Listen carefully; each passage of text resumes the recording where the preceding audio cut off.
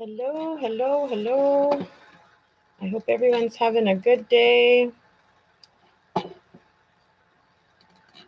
So we are going to continue where we left off with the final piece to the interview.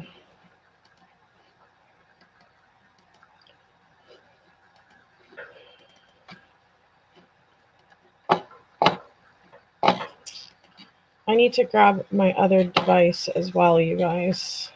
I'm going to turn up the volume for you.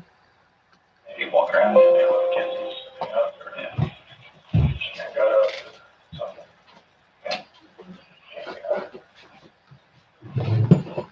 Continue to back everything up and ready to go. Like go back up and just talk to her again, then real fast.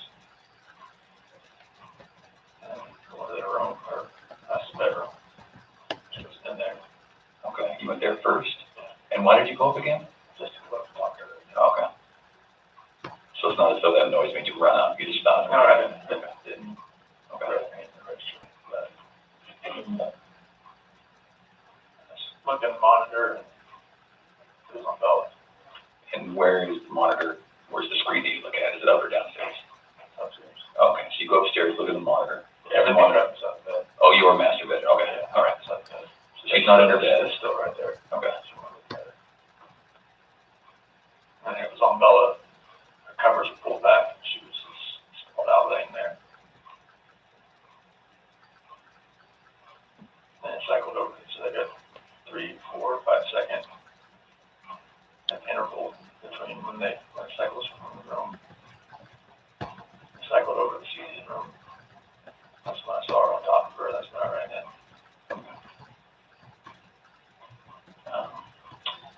So can we talk about, again, it's very, very hard to talk about, but it's good to make sure that we understand.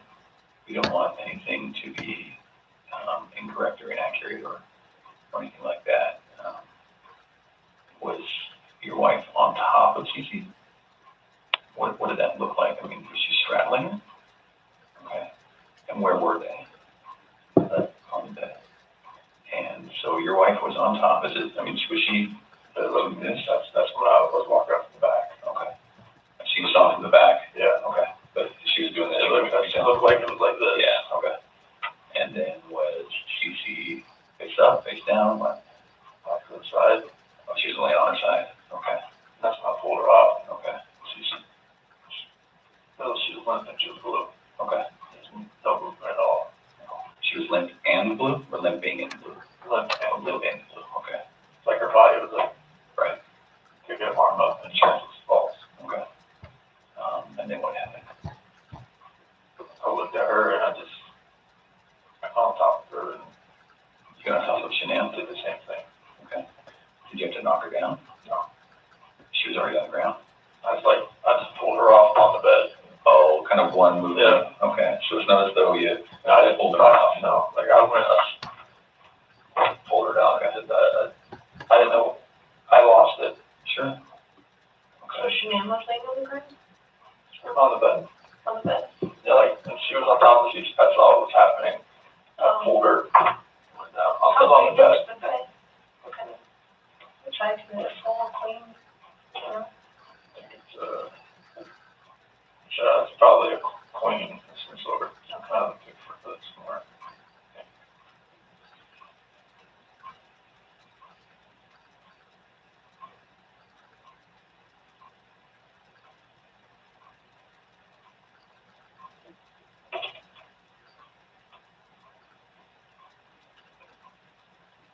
So where was Celeste?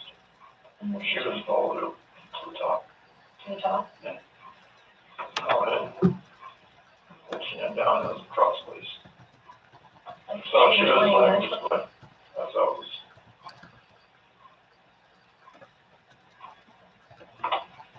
Okay. I want to keep room. Mm-hmm. So then, is this picture as you're standing in the doorway to go in with the set? Is that where? And then, so were they closer to this side or this side? She usually sits in the middle. Okay. And then, so your wife is right see that? And then did you pull her this way or that way, or? So to her head was on this side. Right over here? Yeah, on the left, just looking at it. Okay. Did you put it fine? I lost it so much that it didn't feel like she did. Okay. Pretty strong dude. Did she yelling? Was she screaming? Was she talking? Was she scratching you? Nothing.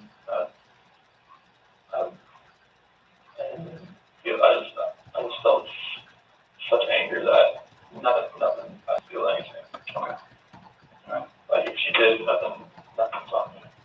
Was it quick? Was it slow? Was it? Somehow I felt like it was over. Fast. Over fast. Okay. Felt like is it possible her neck's broken? No. So, okay.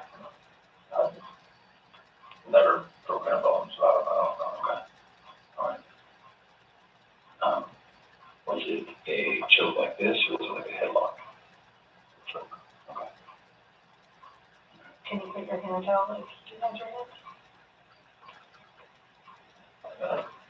Like that? And your wife, you show her with one hand or two hands? I just kind of from the back. I couldn't really tell.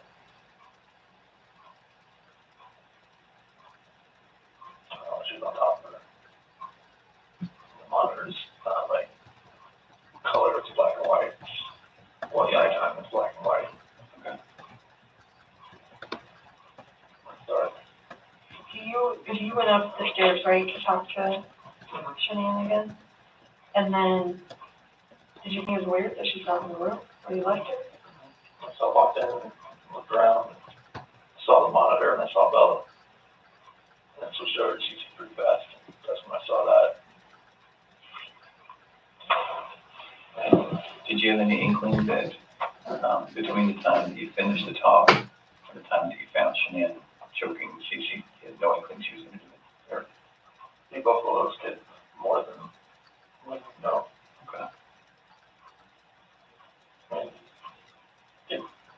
People in my family have always said she's unstable. My friends have said she's unstable, but I never would have thought in years.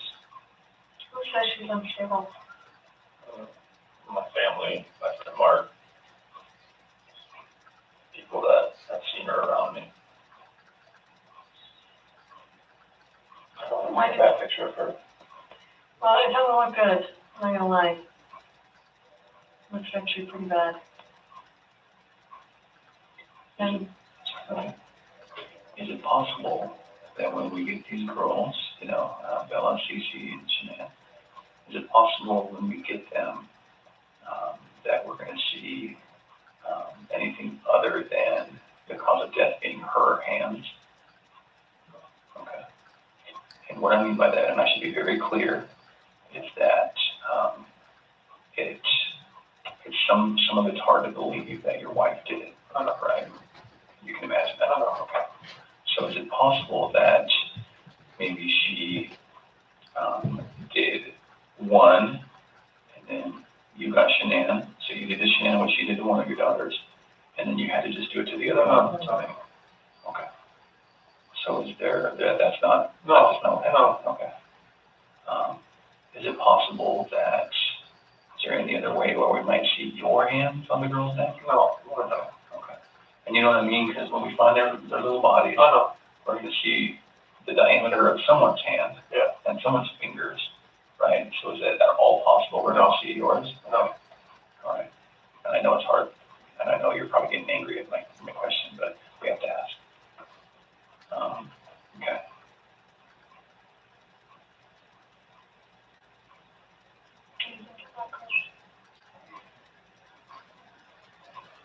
Let my family down. Let my dad down, my mom, sister, nephew, nieces, friends, coworkers. Everybody.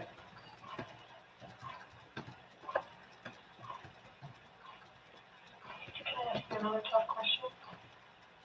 Just get it all on the table. When you see Shanann choking, strangling, Celeste, and you get her off of Celeste, do you think, about calling an ambulance? I see you guys in there blue and limp. I've never seen something like that in my life. And she just like lay over, like nothing was smooth moving at all, no gas, no breath. So it was totally just blue. So Chris, you've been doing this job for a long I time. know. I know a lot about psychology and as far as like what people are thinking. And most parents will never even want to fathom that their kid is dead. Even if their kid's stiff, blue in bed, and stiff like been dead all night, they still call an ambulance to see if someone can revive their child. And when the ambulance gets there and they're like, gosh, the kid's been dead all night, like there's nothing we can do. The parents says, why are you not doing something? What are you talking about? So that's what we're used to. So that's why I want you to explain to me like what was going on in your head and The praise that I felt for what she did, it just took over.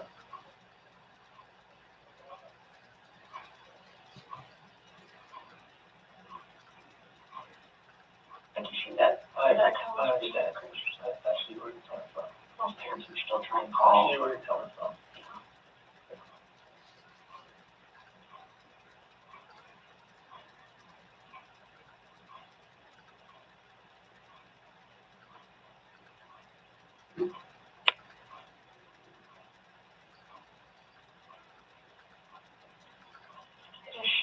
I would hate for Shanann to get a bad rap if she didn't have anything to do with it. You know, it's not fair. It's not fair. Enough bad stuff has happened. Like we need to stop the bad stuff from happening. So, that's the truth. That is true.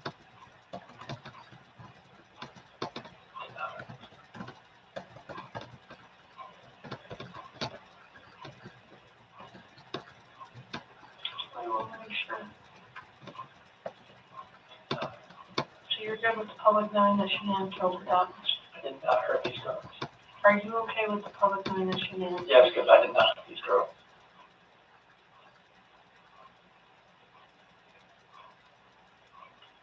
I'm not sure I believe you.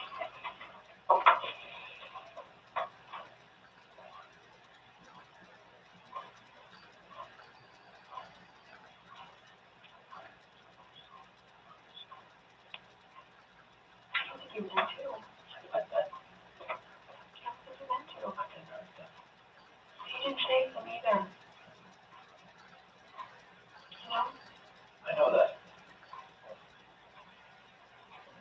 I know that. So that doesn't make sense either. None of this makes sense. Nothing but why she would be there. None of this makes sense.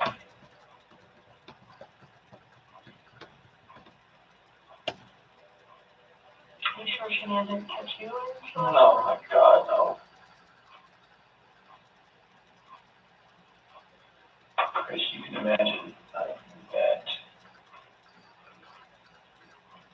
we're pretty cynical in our jobs, right?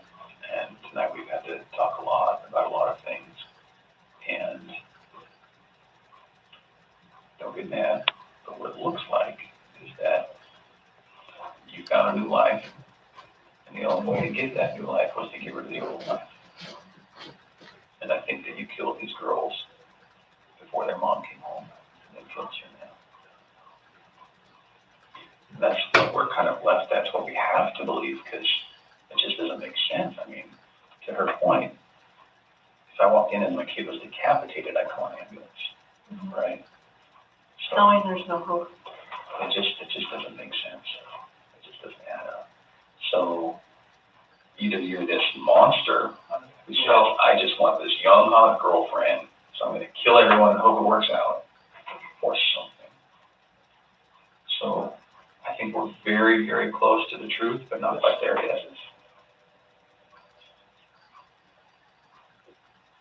So if you're not that monster, I'm not a monster. I didn't kill my babies,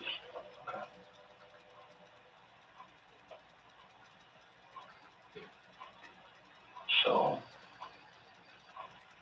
tell us what actually happened. I told you what happened. I know, but, we're getting later into the day. We've done this a few times, and we talk, then we show you a little bit of what we're working with, some evidence and facts that we know, and then we kind of get our way to the truth. So, okay. Everything else is truth. So what's going to happen when their cause of death comes back to you? The girl's not going to. Okay. You sure? I'm 100% positive it's not going to come back to me. Who's going to come back to you? Chanel was on top of CC. Okay. What do you want me to say? I just want the truth. That's it. The truth. And what about Bella? Bella was laid out, sprawled on her bed. Okay. And I saw Chanel on top of CC start ran in there. And what happens when a coroner looks and says CC or fingerprints on their neck? Okay. What is it going to be? It's going to be Chanel. For sure. Well, we don't know about Bella, right? We don't know about Bella. Bella, I didn't see Chanel on top of her bed. Okay. That's the commotion I heard upstairs. Yeah, I'm assuming. Okay. Why take their bodies out of the house and bury them? I was scared. I didn't know what else to do. Okay. Nothing was gonna. I didn't know what to do. Yeah. I honestly didn't know what to do. Scared of what? Scared of what everything was gonna look like. My two babies were gone, and I just did that to my wife. And I was the only one left in the house. What did you expect was gonna happen? It did look bad, right? It looked. I mean, this was a nightmare. Yeah. Okay. I think as many problems as you've had with Shanann, at the end of the day, she seemed like she was a pretty good mom, right? I was a pretty good dad as well. You don't really know a person until you don't know a person.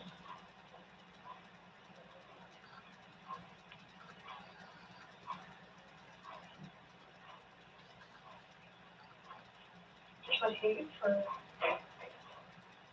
someone who can't defend themselves, like Shanann and Bella and Celeste.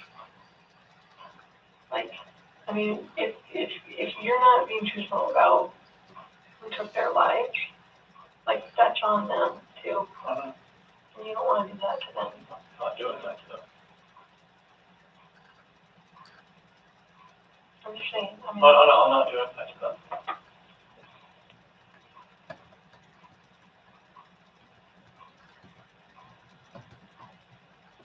I do think you were a good dad. I think Shanann was a good mom. I think you guys were doing everything you could possibly do for those girls. And look at them. Why didn't you push Shanann and things?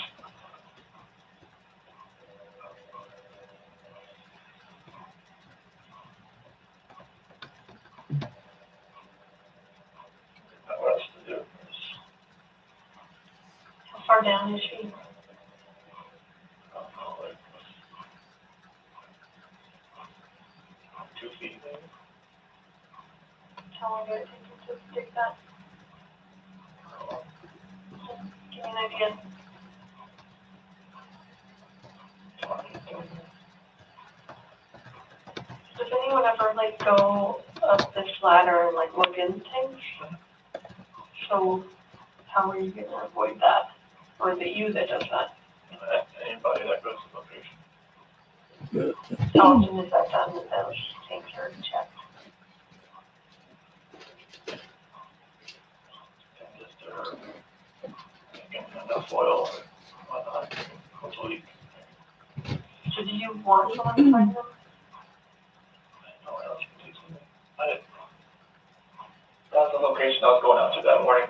Anyway, And that's, I didn't know what else to do. so you weren't thinking that far ahead? No.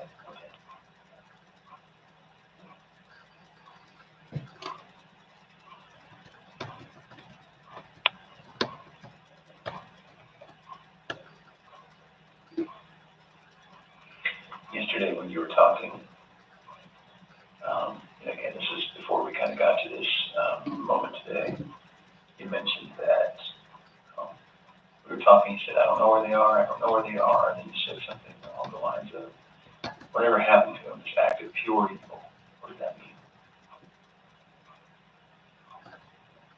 Is this evil that I saw? I walked behind Jeanette, and she was on top of the zoo. And I thought evil started in Jeanette.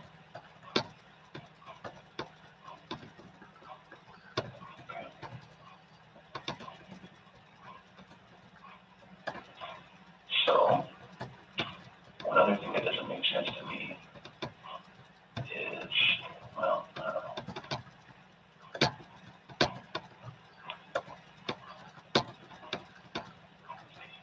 Can you walk me through again? When you walked in, what did she look like? What did Jeanette look like? All you saw was her back. Was it the same shirt that you buried her in? Same underwear? And then was she wearing pajamas? Jeanette? Yeah, no, that's what she sleeps in. Oh, she sleeps in her underwear. Okay, and no pajamas, no shorts, nothing like that. So then, when you grab her, just as is, that's how she gets to the truck, that's how she gets to the site. Okay. So did Shannon ever go to bed? Like rock up, put her back on the bed. No, like when she got home. Did any of that happen where she got into bed and then you woke her up and told her like to tell the bad truths? Because it looks like there's some purchase of some hair care products at like 2:30 in the morning. Do you know about that? Hair care products. And her credit card was denied.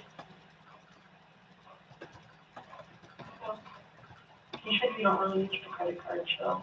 My credit card, no. Did you have bought hair care products at 2:30 in the morning that morning?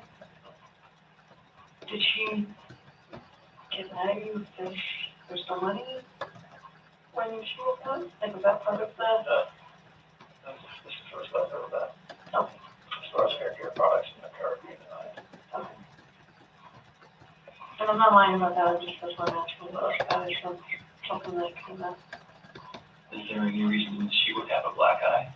Yeah. Not from a slap or a punch or nothing like that? Never. Okay. Punch or slap her. Is there any reason she would have a stab mark on her body?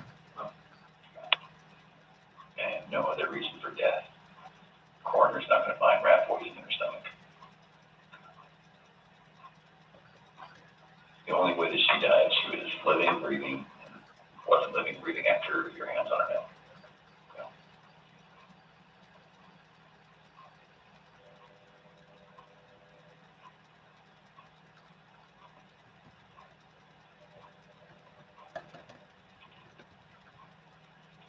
What were you talking to Nikki about before you went to get home? Before she got home? Just like for like several hours. We talked a lot. Conversations. Random conversations. We talked a lot. Does Nikki know about any of this? Seriously. No, she doesn't. No, like, I mean, she knows, like, from the news and everything like that. Mm-hmm. You did not share with her anything? Does she know your wife was pregnant? She does now. And I told her that. She didn't know at the time? So we didn't tell her. I was scared too. Felt like, you know, she wouldn't even like gone on a date with me. She knew that, so it's. Did she know you were married with kids? Yes. Okay. But just not pregnant. I told her that, you know, like we had actively tried before we met. Oh, trying to get pregnant. Okay. So she knew that. You can imagine that when we go talk to people going forward, everyone's going to try to distance themselves from any of this. Yes. And so what's going to happen when Nikki says, no, it was our plan to kill everyone and run off together? Okay. We're going to talk to her. Absolutely. We have to.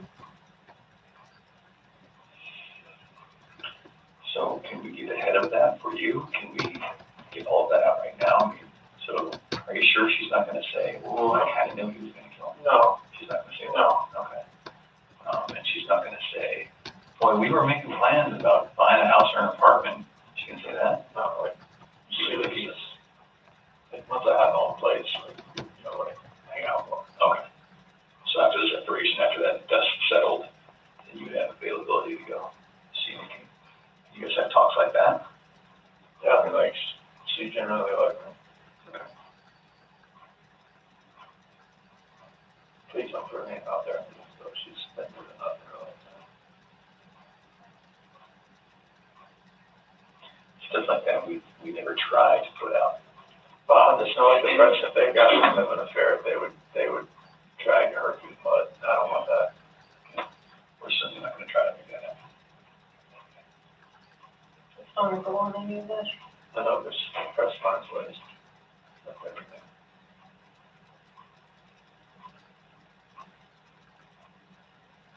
So what do you think about everything now?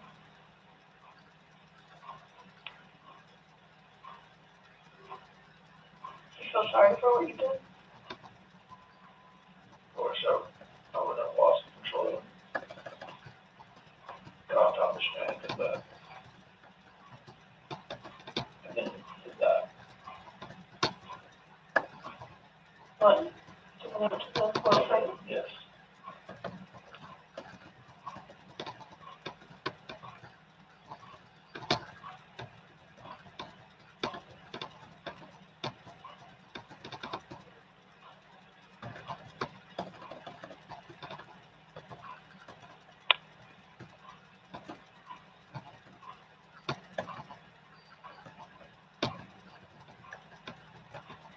So after we look at their bodies, we're gonna have a lot more questions. Things are gonna be different then, but if you're willing, we'd love to talk to you then too.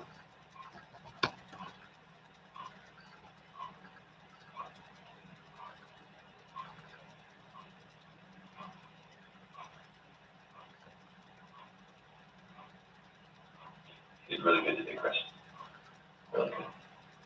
I think you had about 24 hours of just a hellish nightmare thrust upon you, and you certainly knew what you did, but I think you took a lot of steps to make it better today. Sorry I left you last night and sorry I left you today. Okay, But you were here for a reason. there's a reason why that I came in because, there's a reason why I'm not a lawyer either, so it's like, I'm just gonna act, so. Yeah.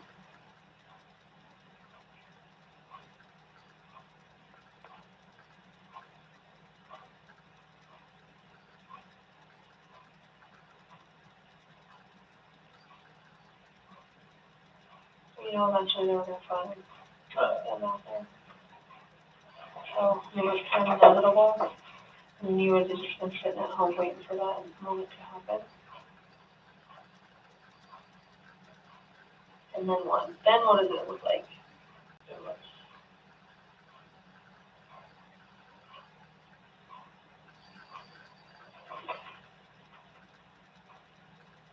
obvious.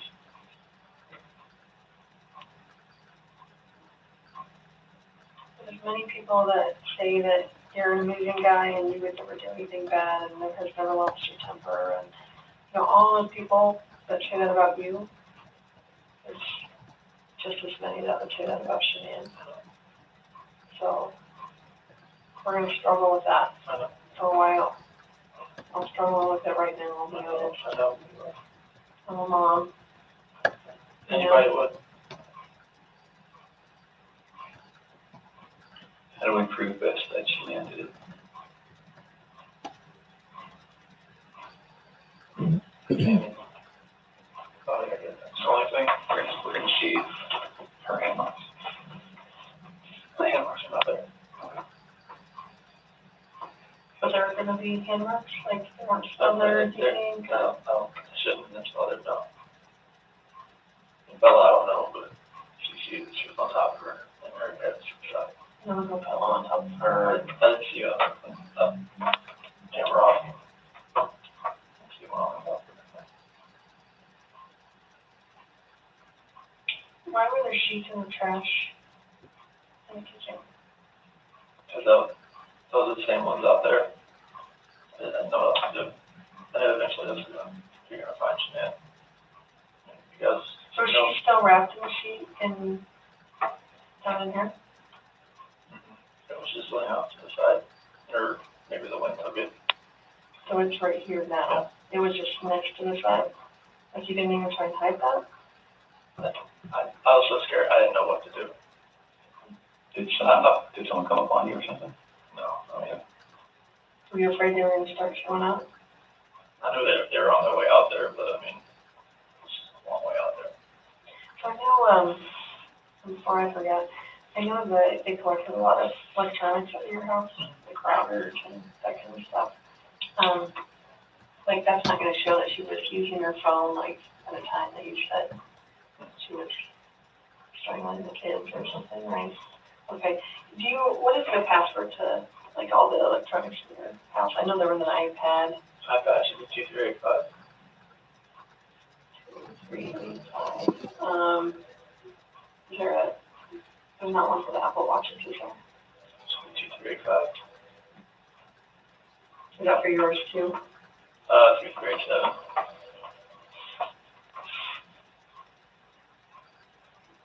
I'm sorry, what was yours? 3387.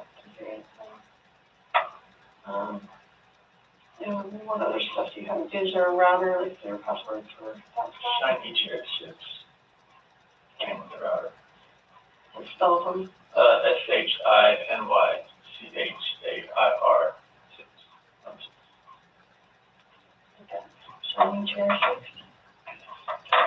And then what else was in there? Is there a desktop computer? Yeah, that one, if it has a password, it'd be 428 4915 capital S lowercase w. Okay. And what about, is there anything else in the house as far as electronics go, tablets? Well, the iPad's the only real set. The other ones are the kids' stuff, but they're just like Amazon Fires or whatnot. Okay. And you have an iPhone what? Which one? Is that your personal one? Yes, iPhone like 7 plus or something. What's the password of that one? 2387. Tell me about your work phone. Same. Yeah, that's on here. And obviously Shanann had an iPhone, right? And what was her password? So it changed to 013119. What was that password? The due date the next day. Nikki told me that one. Nicole told me that one. Okay. That was me and Nikki's Nicole. Yeah, we noticed that. I was getting us very confused. So no other electronics. What about the Echo? Does it have a password? Though, never did or not. Okay. Just say Alexa and it starts listening. Oh, it's an Alexa. Is it that an Echo stuff? Yeah. Yeah. Yeah. Okay. The product's called Echo. Okay. Any other ones that you can think of?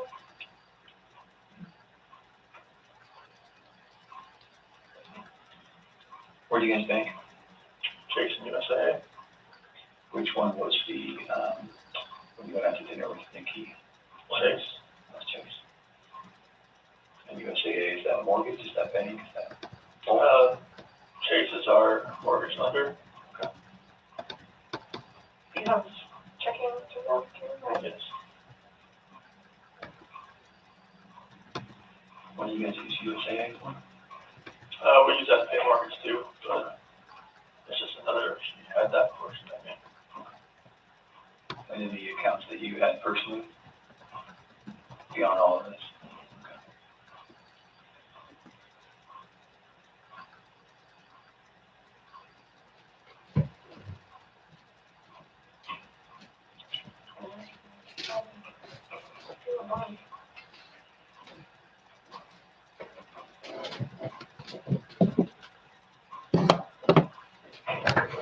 Oh, the security system.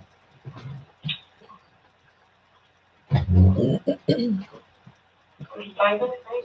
Pivot, Diamond. it's either gonna be 3387 or 2385. Too. code like his Mustang for the easier enough to talk to him. Verbal password.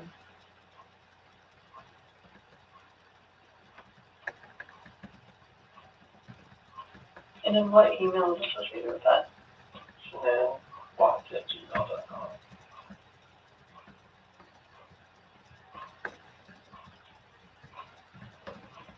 Chanel, her Gmail password. Read that 428-115. This should, any of her, if most of her passwords were that. Okay. Yeah, it was on everything. And what is that? Is a phone number you said? Yeah, What phone number is that? her ex-husband's mom. Okay, that's weird.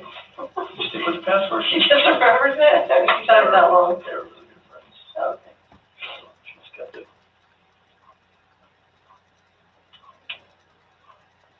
Kid, any other questions for us? There's about yes, of course. We need to do one more thing. Now that we know what we know, we're going to, I need to check that you don't have any weapons on you or anything like that. Do you have any weapons on you? No. Okay. We'll do that. We'll go to the bathroom. I'm not gonna go in the stall with you, but I'm gonna go with you. And then we'll come right back here and we'll make a decision about how the rest of the night goes. All right, so you might stand it up so I can check.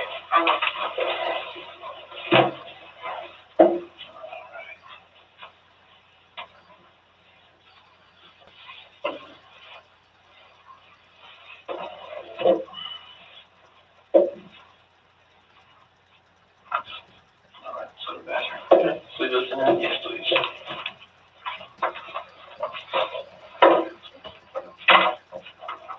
Yeah, that way. There you go. I can take a red.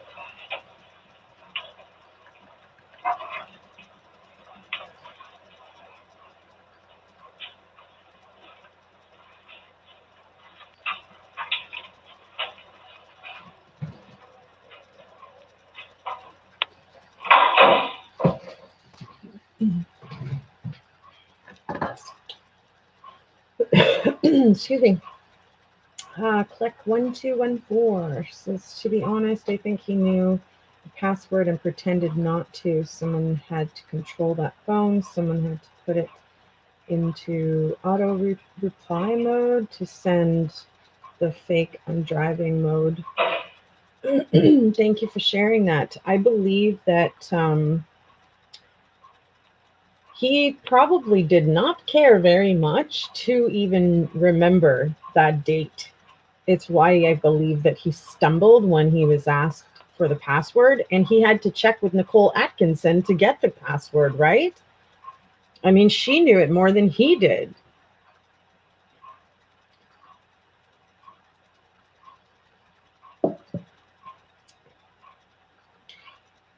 Yeah, he could have even left them in the house. That's true, right? Because when the officers showed up at 11 a.m., had the girls have been just kind of running around in the house and they weren't able to get mom to the door, like the officer stated to Nicole's son, Nick, that he would have lawful entry, to go in and help the girls at that point. But because he can't see anything that's wrong, he doesn't know if somebody's just not home. Legally, he wasn't able to just go in and check, right? He had to wait for Chris Watts to either give permission for entry or show up, right? He did get the code from Nicole. Yes, he did. But I think he faked not knowing the code. He was shocked she was able to get into it. I think he was a little bit shocked when she knew the code and they were all standing upstairs in the house. I mean, I totally noticed that, I think he was hoping that they wouldn't be able to turn that on and get into it necessarily right away.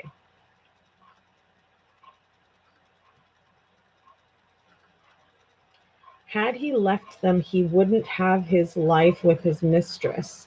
Well, he wouldn't have had his life with his mistress regardless after killing Shanann.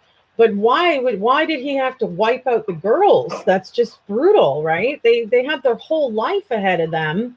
That if he says that he cares about them, why didn't he allow someone else the opportunity then to look after them? Why was killing them the answer? Like, That's brutal. How can you say that you love your child in one hand and then stop their breathing in the other? That doesn't even make sense, right? And the fact that he doesn't really get too emotional about it, at one point he does, but I mean, I think he's just emotional about having to admit to his wrong, and that's kind of where he's welling up and getting the anxiety from. But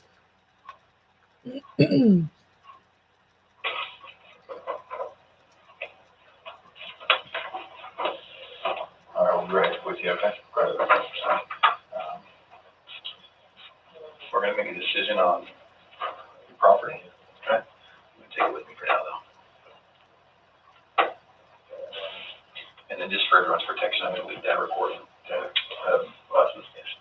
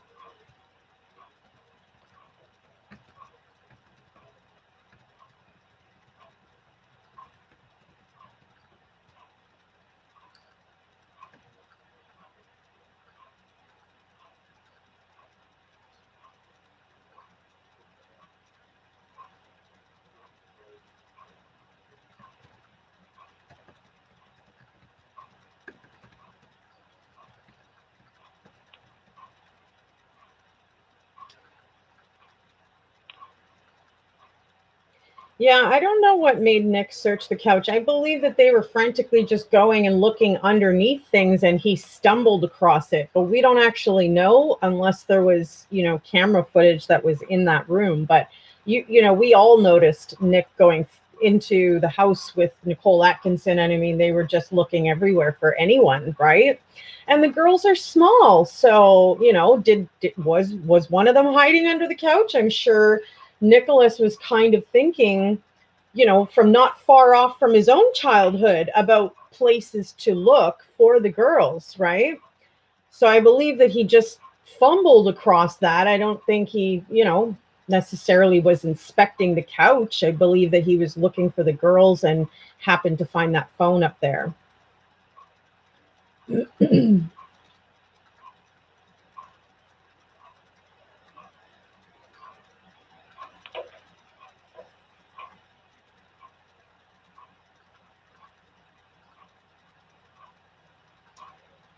Michelle, I don't believe that Chris Watts drained the tanks at all. I don't believe that he even had any authorization to do that, and nor was there any equipment that was even out in the field for such a thing because it's flammable. They would have had to have proper security measures and a lot more people in place in order to drain those oil tanks. So that's why when that happened, there was so many people on top of forensics that were there.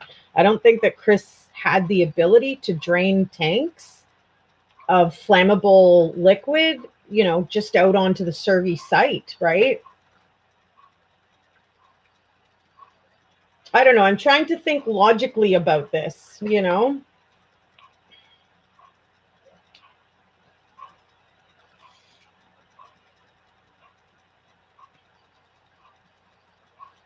If that's even something possible to do in this case, for crying out loud.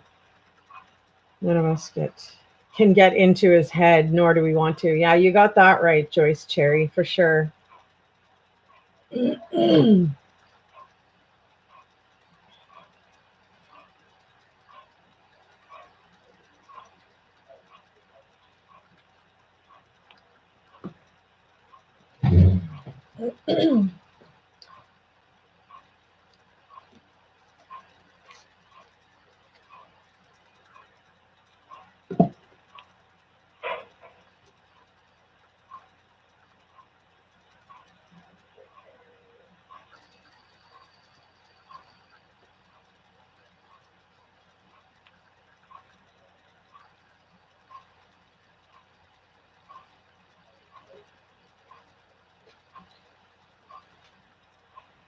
Hazel, how are you?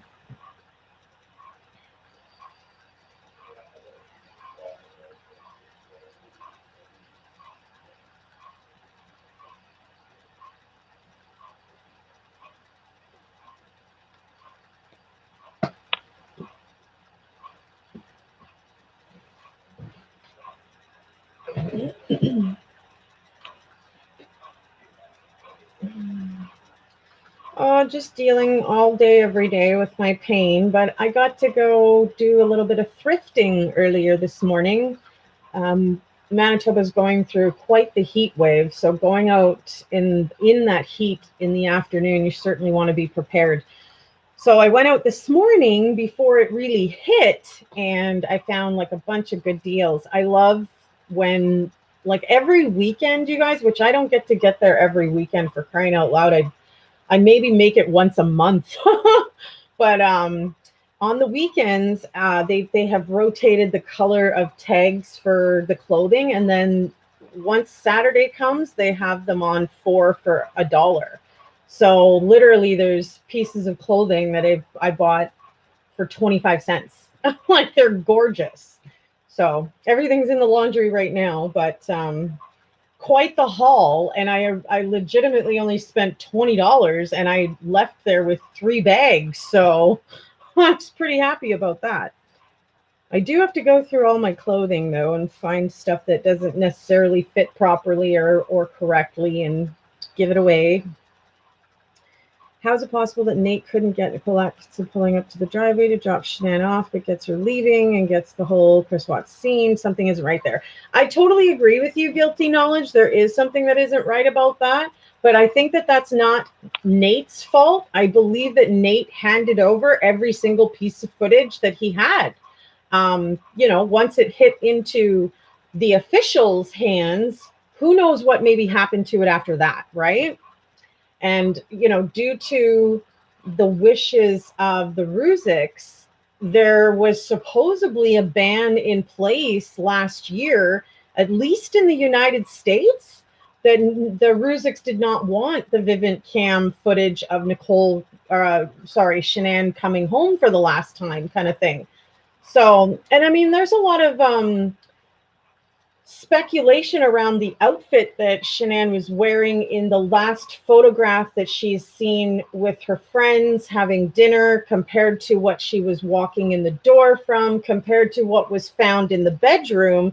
All of it, is a little bit gray area. Like, it almost looks like we didn't fully get necessarily the right content. We didn't really even get the footage of that Vivint final return home, but that's just a guess because we really don't know.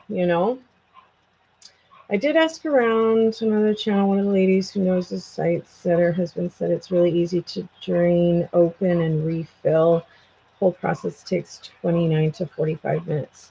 Yeah, but again, they would have had to have other trucks that were there in order to drain the oil out of that and put it somewhere else. And that's certainly not what happened when Chris Watts was at the Survey site at 6 o'clock in the morning. He was the only one there, and we know that for a fact, right? There was no other Anadarko employees that were on that site, and Chris made sure that that was going to be the case on Sunday night when he texted his officer, like his boss, letting him know that he was going to be there in the morning, and that there was no need for both of them to go, kind of thing. So yes, I believe that he had some premeditation and some kind of planning to this, but he didn't necessarily plan it all. So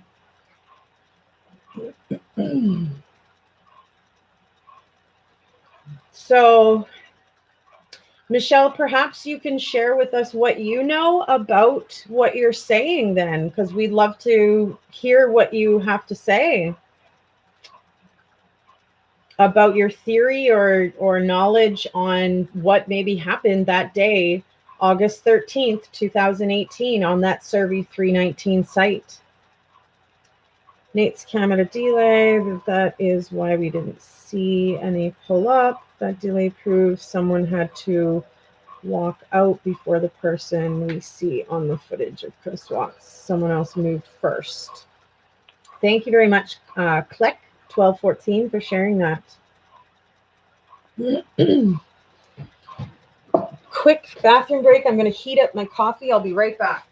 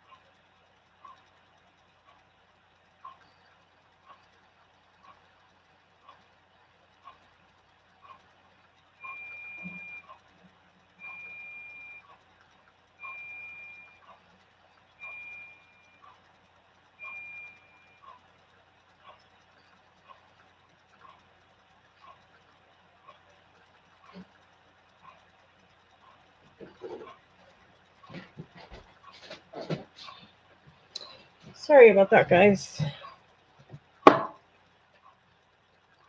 Okay. Flag and Nate's driver set the camera off with Chris. It was already rolling when he walked out of the garage. That's why we see him walking out. Drinking iced tea. Nice. I barely had any coffee today, so I thought I'd have another cup of that. I have a later evening this evening, so later in the day coffee time. Hello, Dana, a little bit. How are ya? Haven't seen you in a while.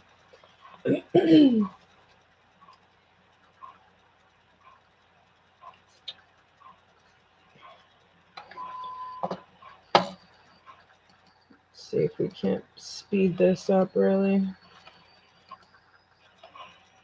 I just like the last part. If it's even in on this one. Might not even be in. Hey.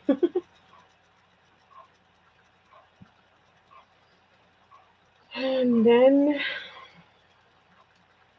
doesn't seem odd that we're still talking about this a year later and still wondering details and conflicted about them all. We all still think MK was involved, cameras or not. Yes, exactly, Joyce. Had we have maybe gotten all the information, we as the public may have been able to let this go, but because we got bits and pieces of this and not all of it, I think it's going to be really hard for us to do just that.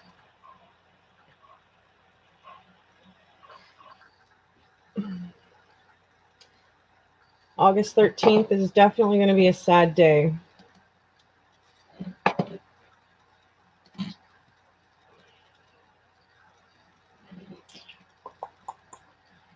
All right, let's go into here.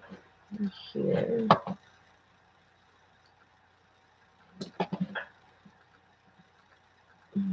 CBI watts, so we're at 139. Excuse me. Such a stoic weirdo, yeah, no doubting. No doubt.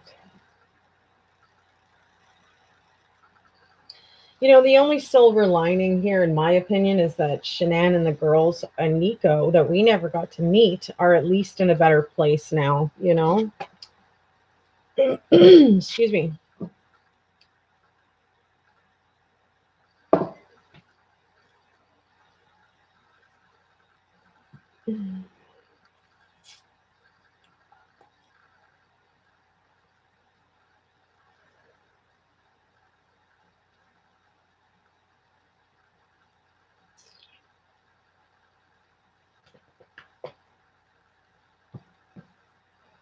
I love it when it's a quick download, eh? It's like, yeah, baby.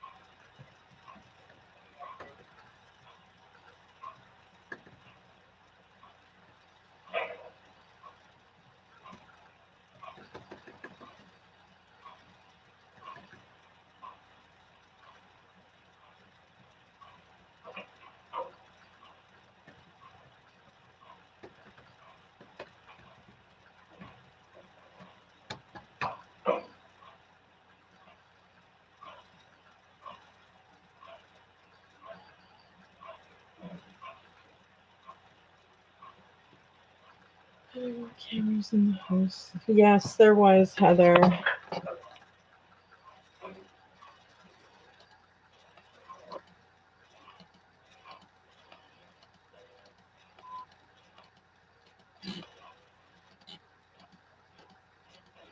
It's probably, Sorry, guys. Just thought I'd fast forward that. There's really, it's kind of a waste of time, right? If they're just sitting here staring at them for nothing. Sheesh. Hey, Chris, we just have a question for you about the site. Are you 100% positive that Bella and Celeste are in these tanks? How did you get them in the tanks? 'Cause the hatch, how do you access that? walk upstairs. And then what? So they were saying like you could barely fit an arm through that. It's How big is it? That's, I mean, that's like, I mean, you can use, that's how we gauge tanks. So you think it's about like, just like a pot or a, what's that thing on the ground of the street? Like a manhole? Like a manhole cover, like is it that big? Okay. Was it hard to get them in there? Did you have to push or anything, or? Okay. We're sure, you're Yeah. sure? Okay, like, we're gonna have to drain these tanks, it's gonna be kind of a mess, so I just wanna make sure that you're being truthful about that. And is it because, is Shanann here because she couldn't, like, could you not lift her all the way up there, or you couldn't? Would she have been too big to fit in that hole? Did you know that already? But just more, go, and then, Okay. And the girls aren't gonna be with her in this, go down here. yeah. No, Do you really think this just blew from wherever that was? Okay. it's very open area, very, that's susceptible to windstorm and everything else. There's nothing, there's no trees, nothing protecting that area from storms coming through, tornadoes, anything like that. Okay.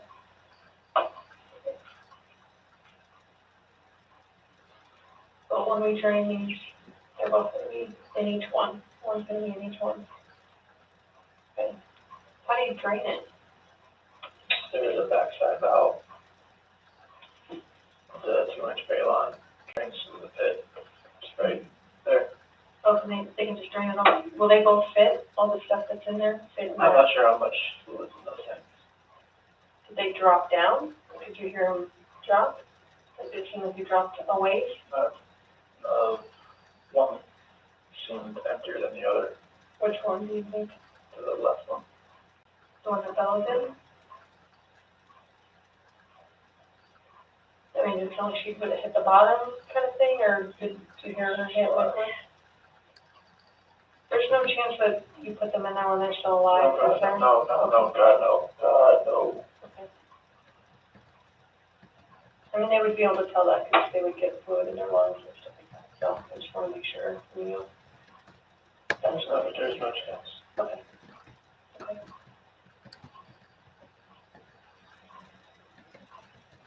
Are there going to be, you know, when they look at balance loss, are there going to be any like resuscitation marks on them or anything?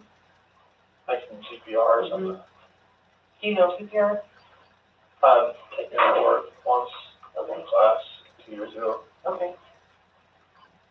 It was on my decibel-sized adult dummy type thing. Okay.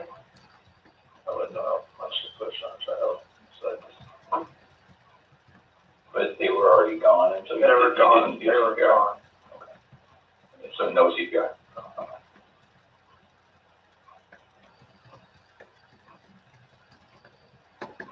And you knew Bella was gone. Did you go check on her afterwards? All of it happened? And then what did she look like compared to Kiki? same blow in the face. And just not moving. Hear anything as far as pulse or a beat or anything. Okay.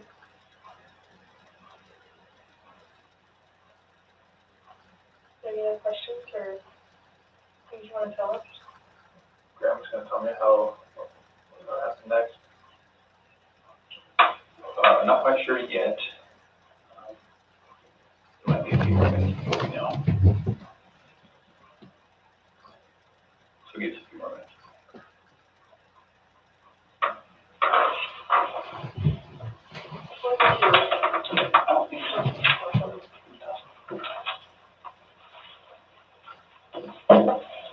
Do you want to maybe have water, do anything, Gatorade or anything? Are you hungry at all? Get some pizza? I feel bad eating any of your food. So No, it's fine. What kind of pizza do you like? it doesn't matter really. Okay. Just whatever. Thank you though.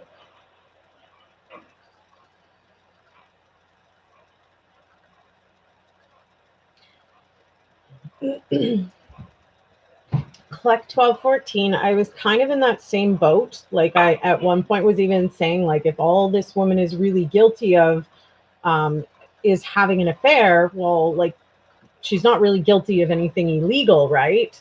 But all of the facts that she was deleting things and being so reserved to make sure that her conversations were happening between her and Chris and not her and an officer, asking only him questions that he would know the answers to, such type things. And I really wanted to believe that she just got involved with a married man, but after she deleted everything and lied left, right, and center, she wasn't upfront about searching for the family. She wasn't upfront about having any knowledge on anything either. So it's kind of like it makes her look more guilty having done all of that, you know?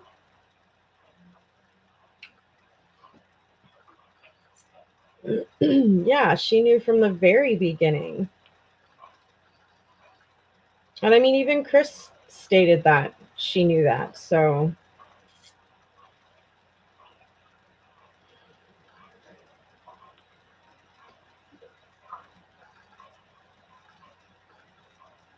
I truly wanted to see the GPS coordinates. I don't think that ever got ordered because of how quickly the case got closed. I don't know if that warrant ever got issued and signed off on by the judge. So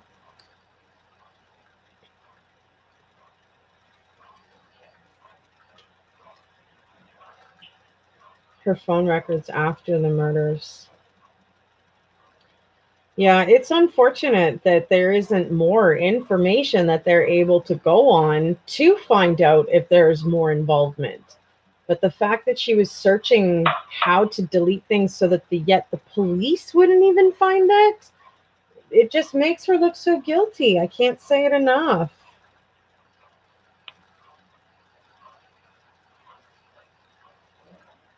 Yeah, I go back and forth on her guilt too, and it's because of her actions and what she did. You know, she states that she was just pissed off that he lied to her too, but Why make sure the police can't recover what you're deleting then? Because that makes it look like you've done something illegal. Not just pissed off that a man that you thought was going to be all yours was suddenly going to stay with his wife and family or something. Like, it just looks bad on her. And the whole excuse of, well, I was just mad because he lied to me too, it really just doesn't add up. Because if you're just mad about the guy, why do you care if the police have it all, right?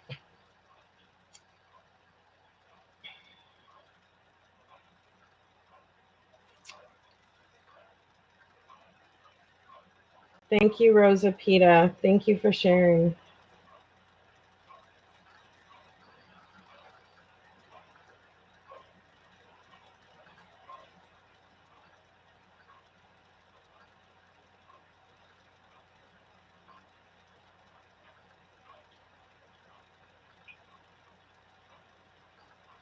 Yeah, I agree, Clec 1214.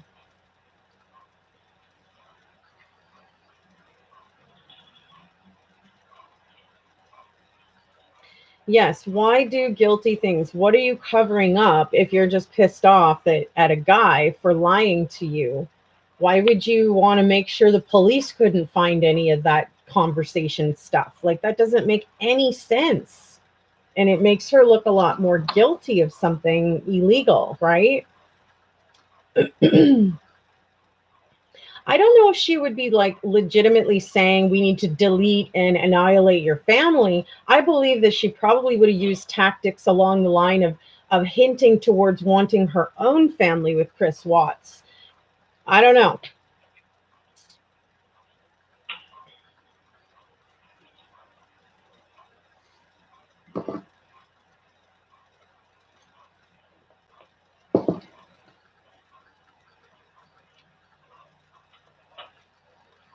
Is it possible she didn't want her nude pics still there? Well, I think that picture deleting is one thing, conversation deleting is a whole nother thing, right?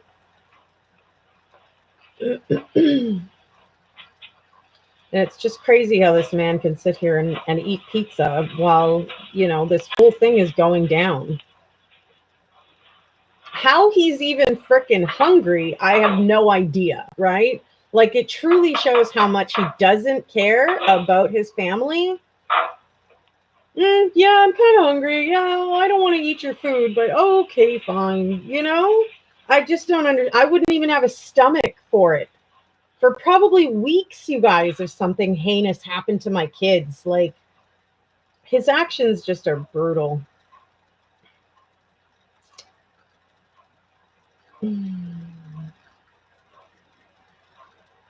Yeah, Manson was more of like a controlling person to other people, right? He liked to think of himself as keeping his own hands clean, when in reality, when you are ordering stuff like that to happen and other people are doing it for you, you're just as guilty. You might as well have just done it yourself, because like, there's no logic in that. If you're going to order something, or you're going to request that somebody does something harmful to another individual and think that you're not getting any blood on your hands, you're completely wrong.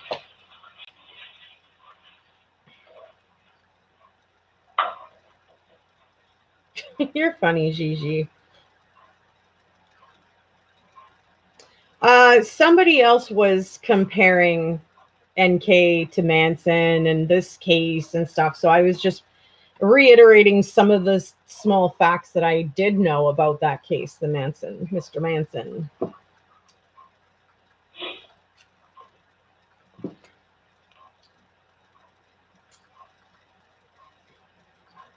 You're funny, Heather.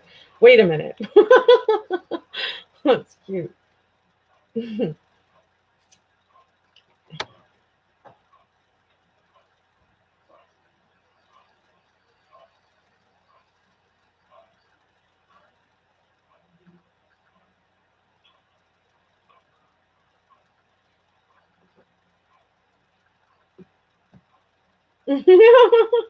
Oh, yeah. Yeah, CRA. I couldn't agree with you more. That was definitely an evil individual.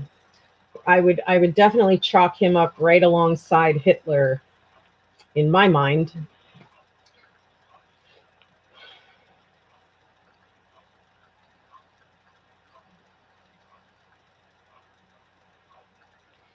For sake of argument, we will never know the full truth unless Chris Watts comes out and says, yes, she helped me. Till then, she is innocent until proven guilty in a court of law. No, you're completely right about that guilty knowledge.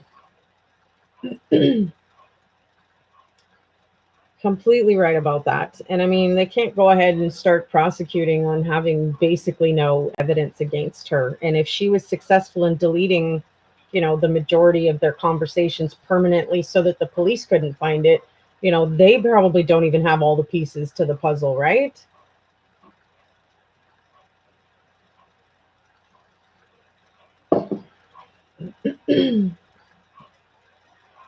You're funny, Heather. I know. I was chuckling at your wait a minute. What's going on? What are we doing? What about Manson?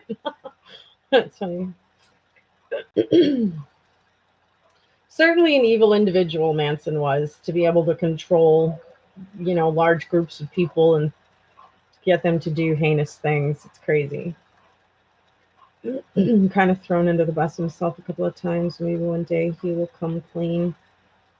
You're a pretty intuitive person. Everything screams NK guilty to you. Click. I can agree. Like, I really feel like her actions don't line up with that. I was just mad at my boyfriend for lying to me, about sleeping with both his wife and her.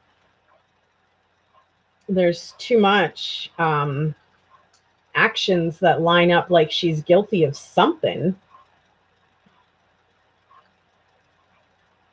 Let's be clear, I don't think that she was there. I don't think she murdered Shanand and the girls, but if she was involved, she would be like Manson. Well, thank you for clarifying your thoughts. I don't know if she has that ability to be that controlling, but her mind is certainly a little bit twisted, right?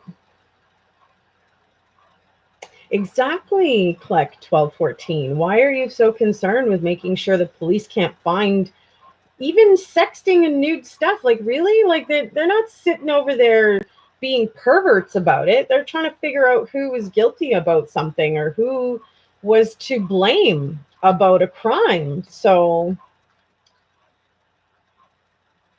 if you're just pissed off at your boyfriend, why the heck does that have anything to do with the police getting a hold of your stuff and making sure that's deleted permanently? Well, Joyce Cherry, what he does have to say is, no, I don't want her involved. No, I'm not getting her involved, right? He was very worried about that.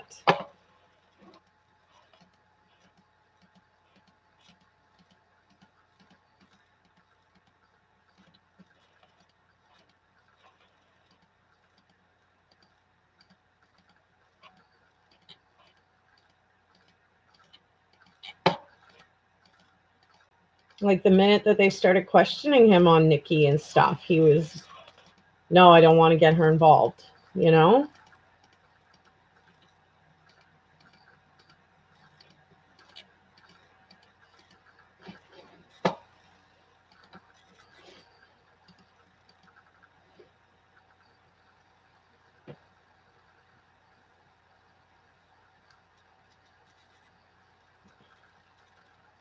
What is the front door code again? 2385. 2385, okay, they didn't wanna have to break the door, thanks.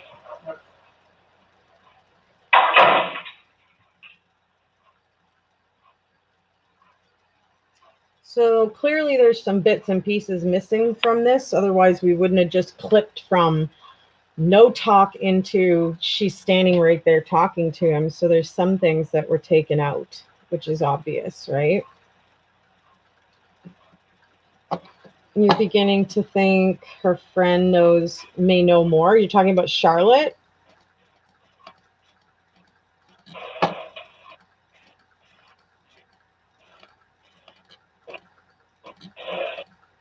Oh, crap.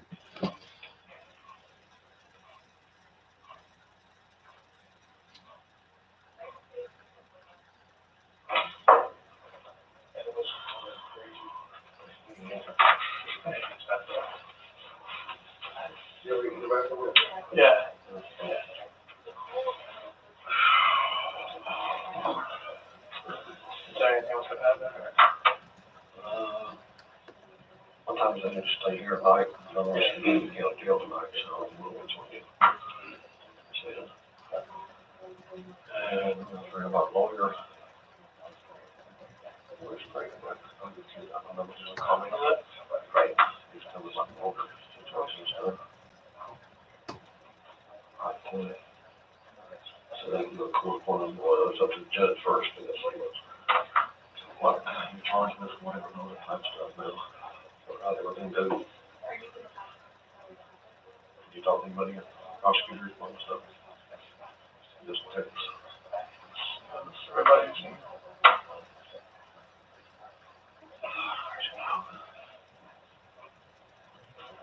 Well, whenever you at, I'll find you tomorrow.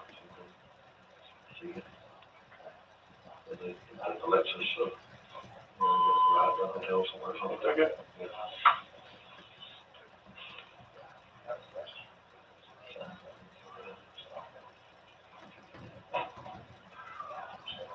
And the psych detectives I talked to said the story changes enough times. Things, what they're doing, all that stuff. When you say, when you send the monitor, was it the kitchen, or was it upstairs? It was upstairs, like that, like shit.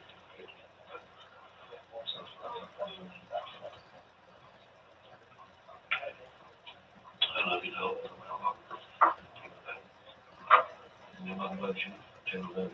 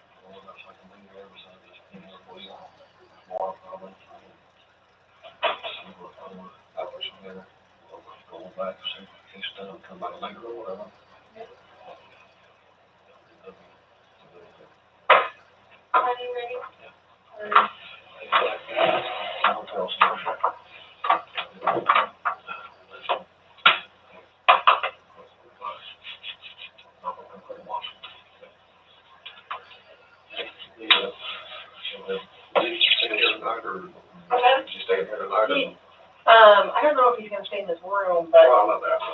Yeah, I don't, yeah. Yeah. Oh, no, he may go there, I don't know. I don't know how their procedures work here, so we're trying to figure that out now, so. This is a much more comfortable room than what you'll probably end up in anyway, so, I'd probably just chill here. Do you need anything else though, like more food, do you want more pizza? I'm okay right now. Are you sure? I'll get you more pizza. Sure. Okay. You want to say no to pizza? I'll come back 9 hours, so. Okay. I'll be in touch with you tomorrow. Wherever you at, I'll find you. Sure. Thanks, Ryan. Thanks,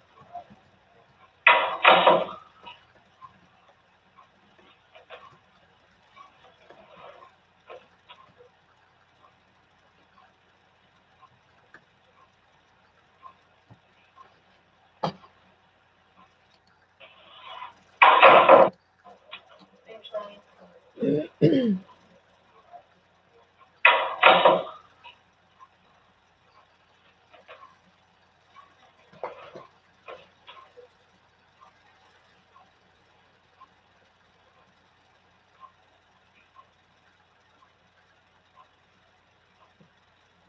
I say that all the time, Michelle. Biatch.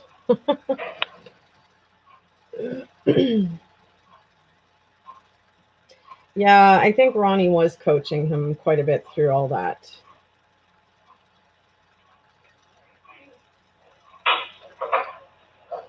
Nobody? Thank you. Do you like that kind of, is that? Like anything. Okay. Thank you.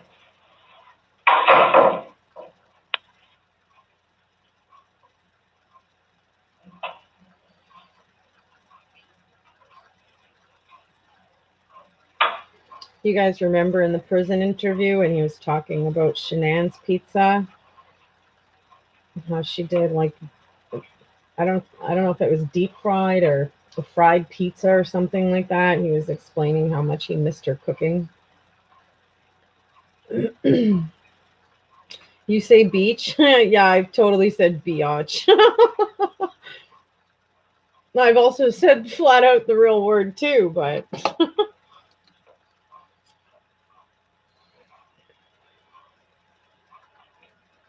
it was pretty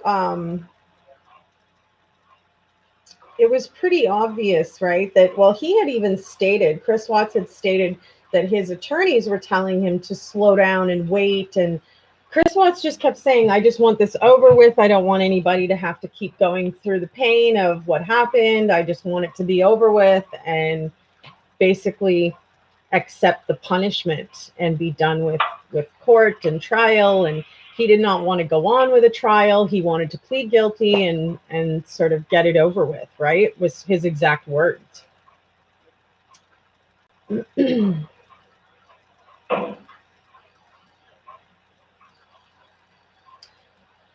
Oh, Chris Watts.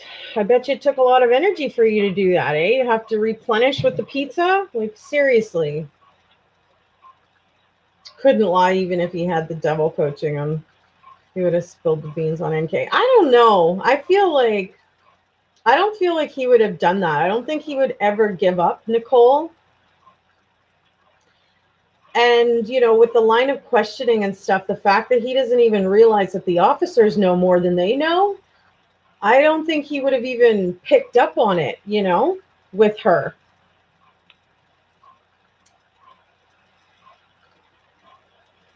I think he would have just seen it as her voicing her love for him and how much she wanted him. And he took it to this whole stupid other level, He did lie multiple times, yes. Avoided direct questions about Nicole, absolutely. All to deflect from speaking about her, yes. Yeah, he's been real careful about keeping her name out of his mouth, right? And officers have pressed a little bit here, a little bit there.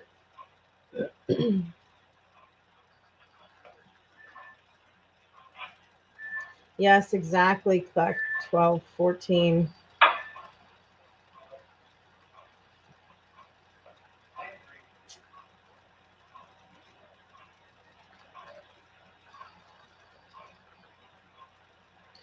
Michelle, are you saying that you agree with guilty knowledge that he would have already spilled the beans? He's not loyal to anyone.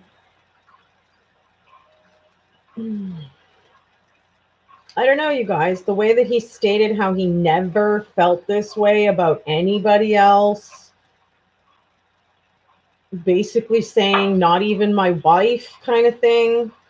Who knows if he put her on some kind of a pedestal in his mind to keep her safe.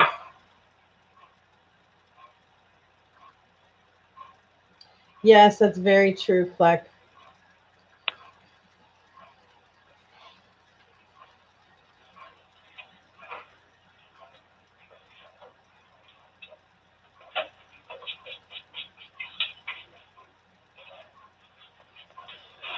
Oy. That doesn't make any sense. I don't understand how he can say he loves his children and do this to them.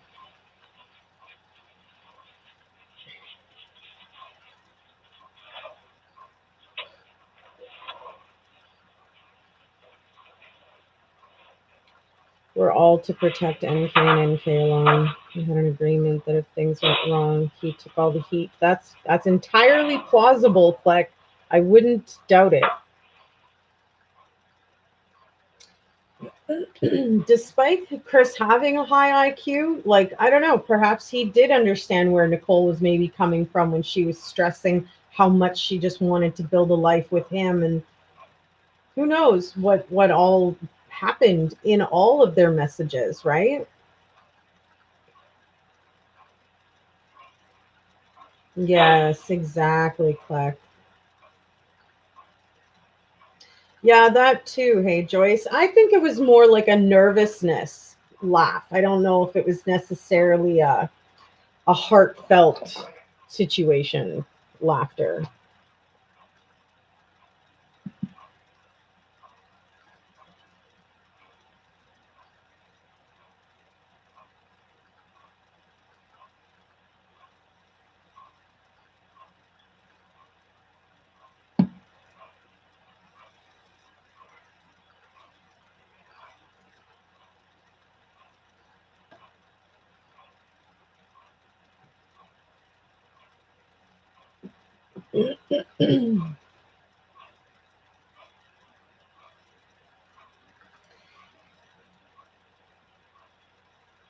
If there's anybody here that's new on my channel, hit that subscribe button. My channel is the only channel that's actually doing all of the case file opening so that you can open them as if it was on your own computer, you know? You can see it firsthand for yourself. I like being one of a kind. I like being different and creative in my own way, you know? And I welcome everybody, in all honesty. Promised to stand beside him if things went wrong. I didn't realize she ended up bringing so much heat upon herself. It may take him quite a bit to see that, yeah.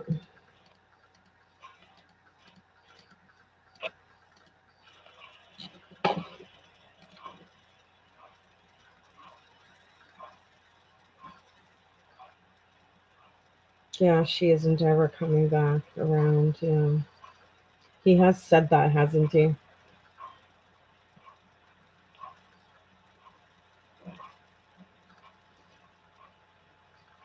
Yeah, guilty knowledge. I would agree with that. I strongly believe that it's normal for people to get upset Hell no. in relationships, but this should never be an option. So as the night goes forward, we're out on the scene, trying to recover your loved ones. So tell me again a little about that hatch. We have some guys out there who think that hatch is just too small. You think it's about what size? Let's compare it to this plate. That's about twice the size of that. Twice the size of this plate? Okay. Now it sounds crass, but did you have to kind of squeeze them in to get them down there? I mean, one right. I mean, Okay. I don't want to go describe it, but I mean, Yeah. Feet first or head first? Feet. Okay. And then were their arms like this, or were their arms like this? Because you were holding their arms. Okay. All right. So I know we've asked you 1,000 times, you're probably getting sick of it, but we're very, very concerned about how to get those kids out. You can imagine we can't really cut a hole in that tank because the sparks will blow something. yeah. So I just want to make very sure that you're 100% sure that they're in there. Yes. Okay. One in one, one in the other. Yes. Now that doesn't make sense to me. Why would you? I wasn't making it at this point, but I was scared out of my mind. I didn't know what to do. Okay. So you carried one up, put her in. Did you shut it? It just flashes. Okay. Oh, it's just a latch. Yeah. And then went back down, got the other one, and went up the different tower. Is that how it works? Second staircase. Oh, it's the same to get up to both? Yeah. Okay. And but the two different tanks? Yes. Okay. So right beside each other. Okay. All right. And you didn't have to, I know it's gross, but you didn't have to. No. Nothing like that. Okay. All right. The one thing I really want to make sure is that you're doing so good right now, and tonight, I would hate for, as we're trying to go out and get them, another accident happens, and that comes back to you because we're out there because of this. You know what I mean? Like, if they're out there and they're trying to get these bodies, if they're not even in there and we're wasting our time. Oh, no. Okay, they're in there. Yes. Okay. somebody to have a spark that blows something up, and I don't want that to come back to you, so please don't waste our time. They are out there. Okay, all right. Here's what we're saying here? Yes, please.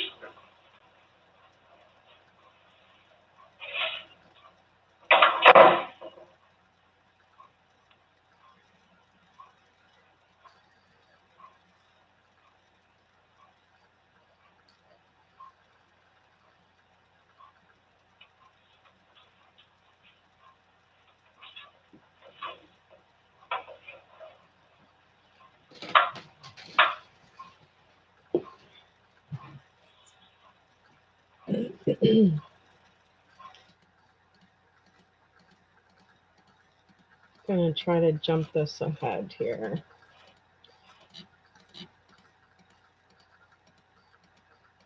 I mean, the officers already kind of knew that the whole family, well, they knew for sure Shanann was there. They didn't know that the girls were there in the oil tanks, right?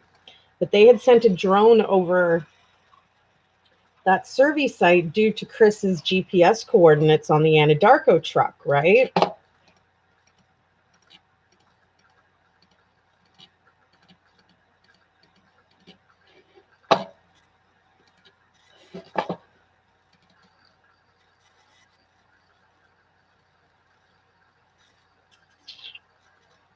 Yeah, they didn't believe it was possible.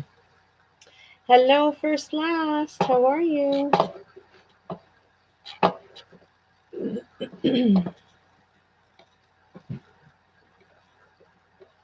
So here, Michelle, this is a great opportunity here to look at this survey site. There isn't a third tank that would have held that oil, though, from what I can see. It's totally possible to fit them through there. Yeah, unfortunately, sadly, it is.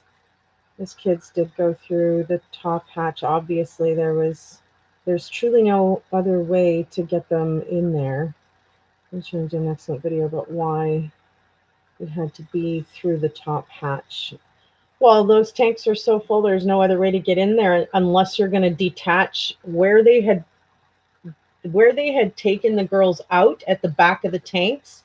There's 4 bolts sort of holding down this square area, and once you have the tank drained enough, that's where you can step in from behind, right? I don't know if everybody saw some of the photographs of them extracting the girls from these tanks.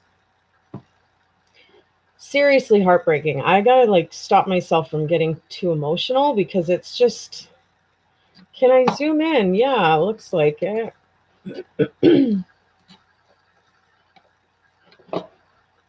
So like this area over here, maybe like up in the top right hand corner, is that what you're thinking maybe was another tank? Because it doesn't really look like it to me. Yes, exactly, Kleck. That's my point, right? As to why he used the top hatch, because he would have had to have those tanks drained far enough down in order to open up the back part. And they were too full, both of them, to do that, right?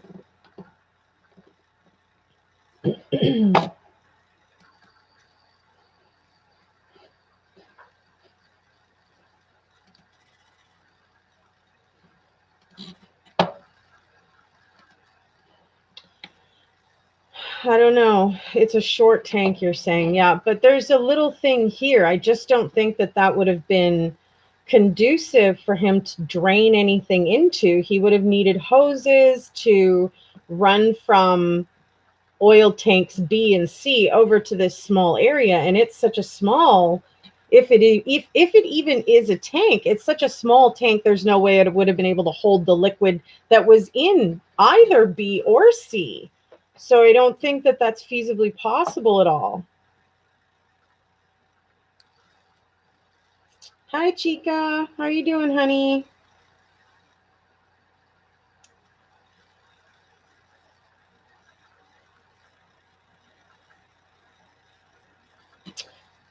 It's one at a time.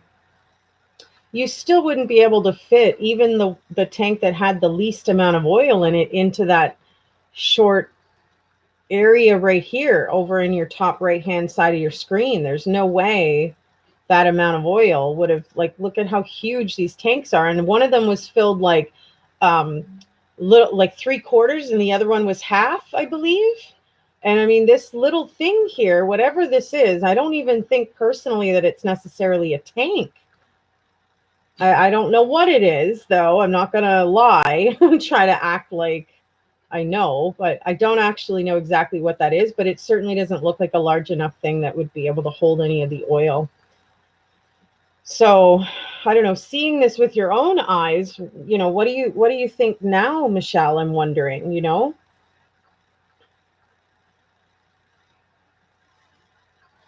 the hatches, one of them had Bella's hair in there. Yeah. She had a scratch on her bum from going in. Such a brutal case, seriously. All right, let's go back here.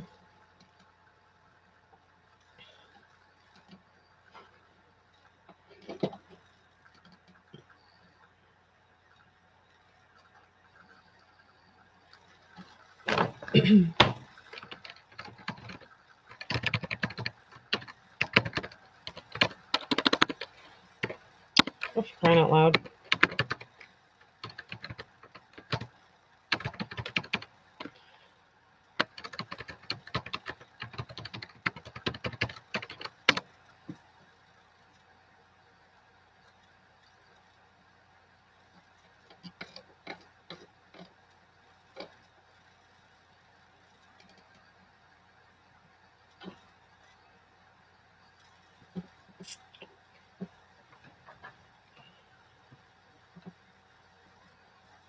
You don't want to lead you down the wrong path and waste anyone's time. Yeah, no, and I mean, that's the point, right? We're discussing and talking about some of these things, and different people have different perspectives. It's often good to share your various thoughts to get a different angle of things or whatever, right? That's at least how I see it anyway.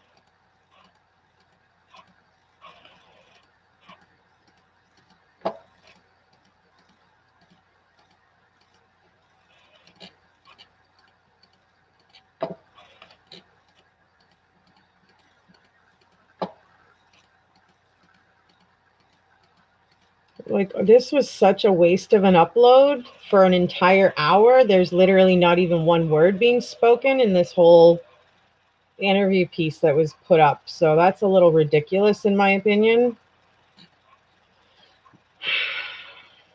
Couldn't we have gotten a little bit more of the information that they got?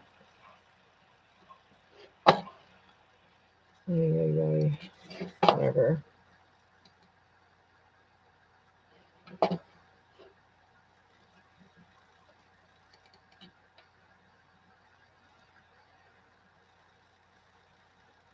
You're funny, guilty knowledge. I am a channel that accepts everybody's opinion as long as you're not attacking anybody else, kind of thing, and you're just speaking your mind. That's okay, A non-bullying open platform where everybody is welcome to share their thoughts and opinion, no matter what that necessarily is, right? Is that the sheep, Chica? Sheep in wolf's clothing?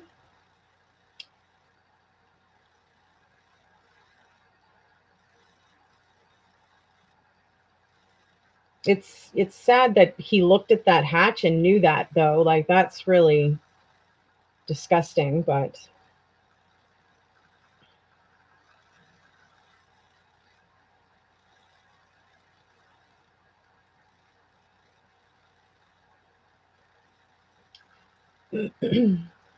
I like to be open-minded. I've always said from the beginning, like, for crying out loud, if Nicole came out with proof, if she came out with, not necessarily even her, for crying out loud, she could have had her lawyer do it. She could have had the officers do it for her. Bring out the information that basically proves that no, she really wasn't there, or no, she was at the gym in Frederick or whatever. But the longer that we don't see anything else, the more that we're just left to think, like, well, what else did she do? What else didn't we get to see? What all was deleted? I mean, honestly, there's just too many questions.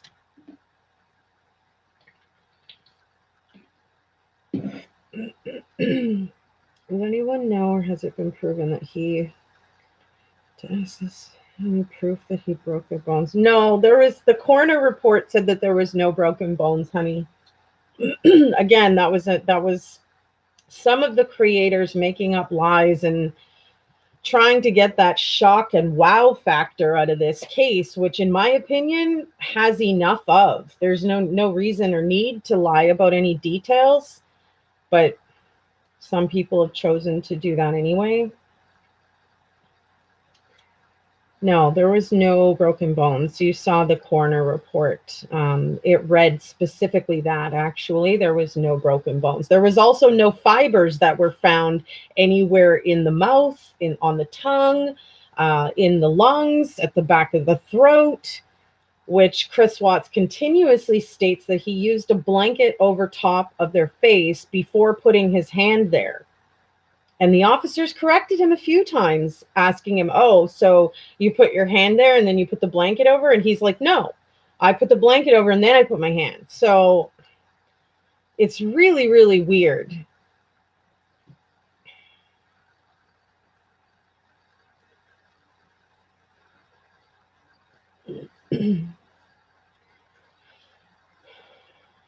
Like that detail, that really bothers me, you guys. It makes me feel like there was someone else there, and that's why he doesn't know those details or something. I don't get it.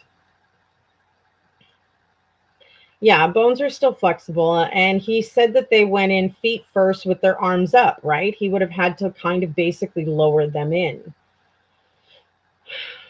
Oh man, don't want to be grotesque. We'll take a couple of comments. I will explain how they got into the tanks through the hatches. After death, the body is very limp.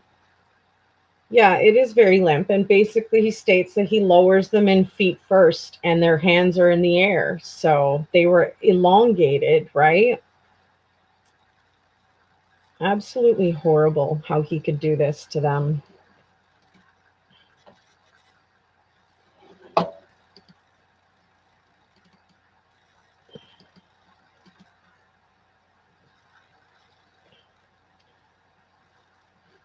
Interesting. 6-part polygraph. I don't think I saw all of that, for crying out loud. It's been so long since I've gone through all these files.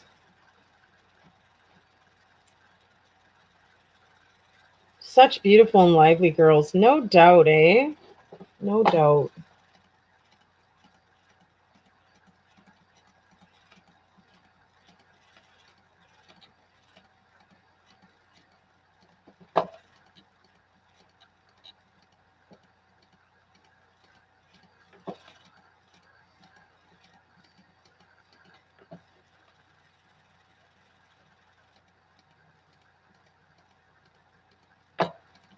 Why was this in 6 parts? I can't remember the last time I opened this, you guys, was so long ago.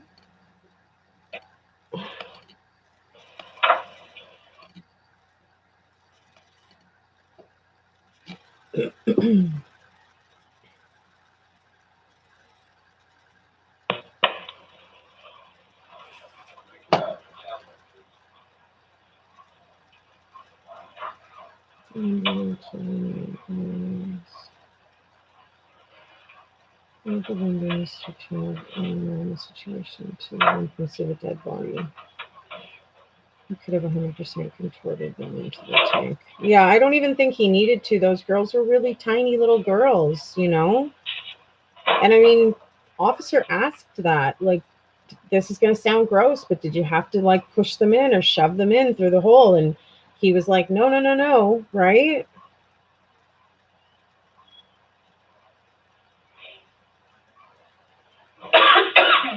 It's a circular hole, though. There's photographs of it.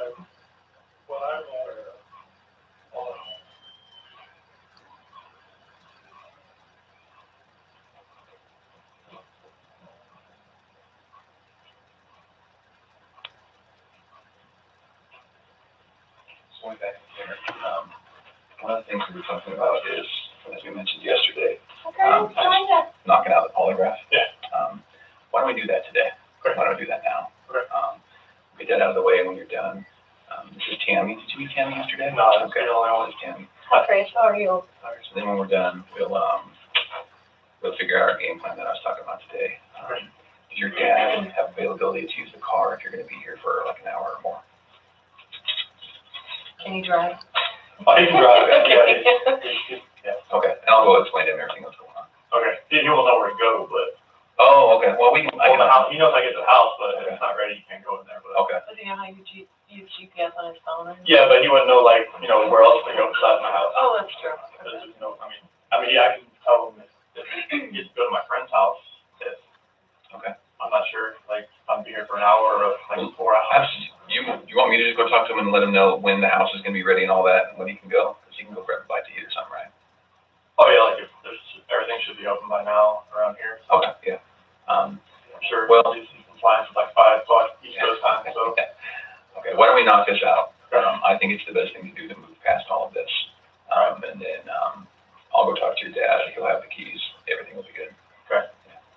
You have his number, can you call him when you're done? There's like no signal on this place, so. Oh, yeah. That's why I couldn't talk to you earlier. Like, yeah, it was. Between him and me, we'll figure out how to communicate and get him where he needs to go. Okay. I've been getting text messages from like a lot of news places. Okay. I don't know really like. You know, I think that's part of maybe what we game plan today. Not just here, like today's show, or I don't like know what to do with that. Well, I think that you certainly can do whatever you need to or want to do. But I think that after this, after we knock this out, we get back to the team and we make a plan. Okay, so we get different like advice, like as far as like her mom says, like if it's a kidnapping, then she says not to talk to anybody. Yeah. But like I'm not like torn of what to do. Well, Her mom told you not to talk? Yeah, her mom's saying because she was advised by someone like police or a detective there that like if he talks to the media, it might. Oh, to the media, okay. I thought you were talking about to the police. Oh, no, I was like. like just the media in general, Yeah. like it's gone. Today's show, Good Morning America, trying to get a hold of me, my parents, friends, so I just. Sometimes we release details that, maybe the public They want to doesn't know. know from me. I know, so And that's I why. like, I don't want to impede with what's going on here and put things out, because I've watched enough shows that say like, all right, don't put things out there before the police. because then you don't know if somebody really knows or if they just saw it on TV. Well, let's do this. I think while you're doing this, it's going to be completely okay to ignore your phone and the media and everyone, right? Okay. So let's get this out of the way. I think it'll really clear your mind a little bit, right? All right. So why don't we put a halt on the phone, on texting people, on Good Morning America, all those stuff. I haven't responded to any of Let's them. focus on this. Yeah. Let's focus on this. Let's knock it out, and then let's talk. Okay. All right. And You guys Grandma, good? you'll come in, I'll go get you when we're done. Yeah. Okay. Yeah, okay. Okay. Thanks. I'm going to have a seat right here, Chris.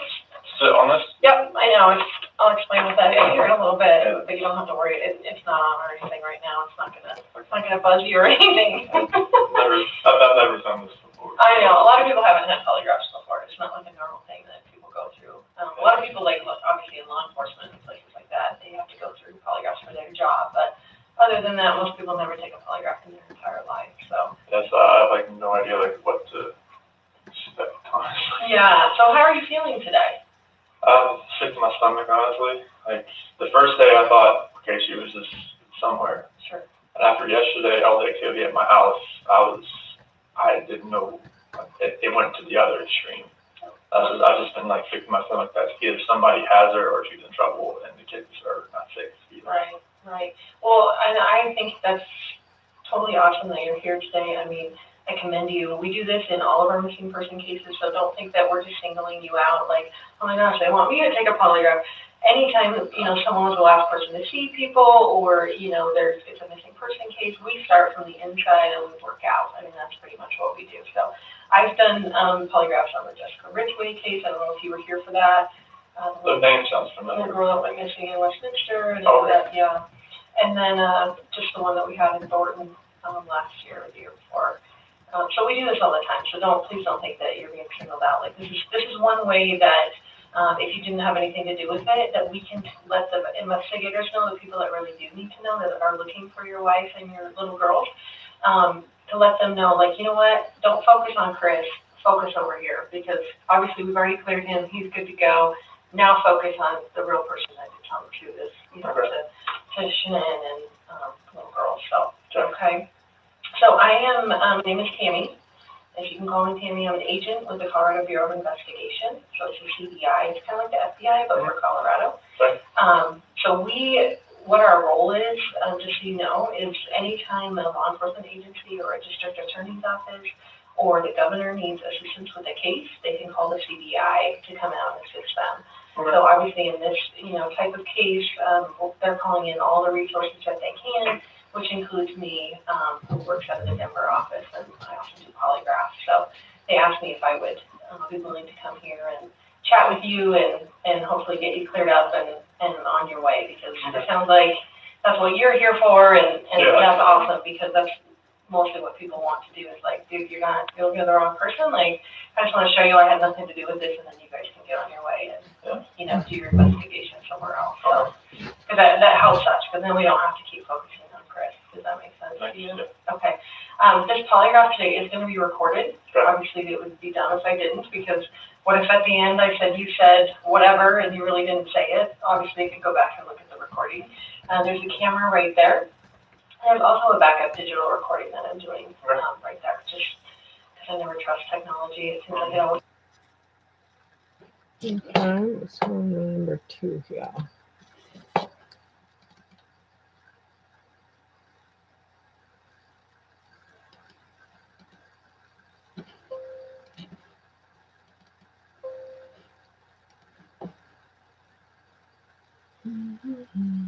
Yes. Yeah, but I love the way that she confronts him and basically says, like, darn well, right? It's like you're lying kind of thing.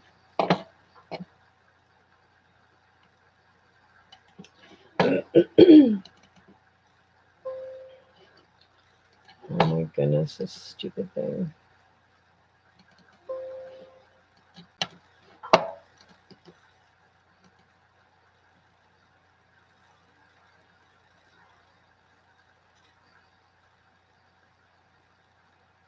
You're funny. Not just anyone can get away with the start jacket.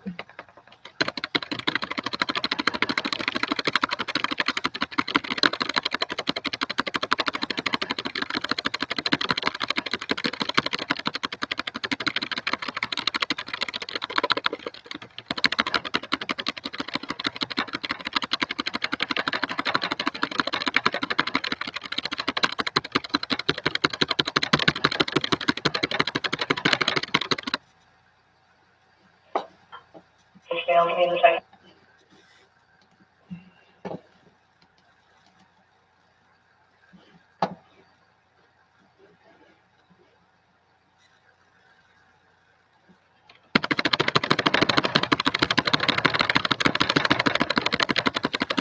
You're funny, Tatcha.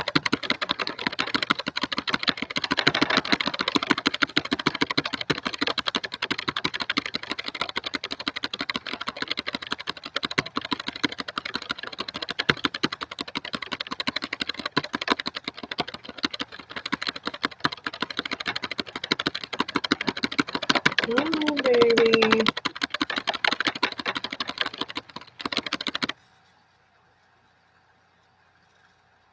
It fails me the second I try and trust it always fails me. So, so you said that your cell phone, is it off right now? Yeah.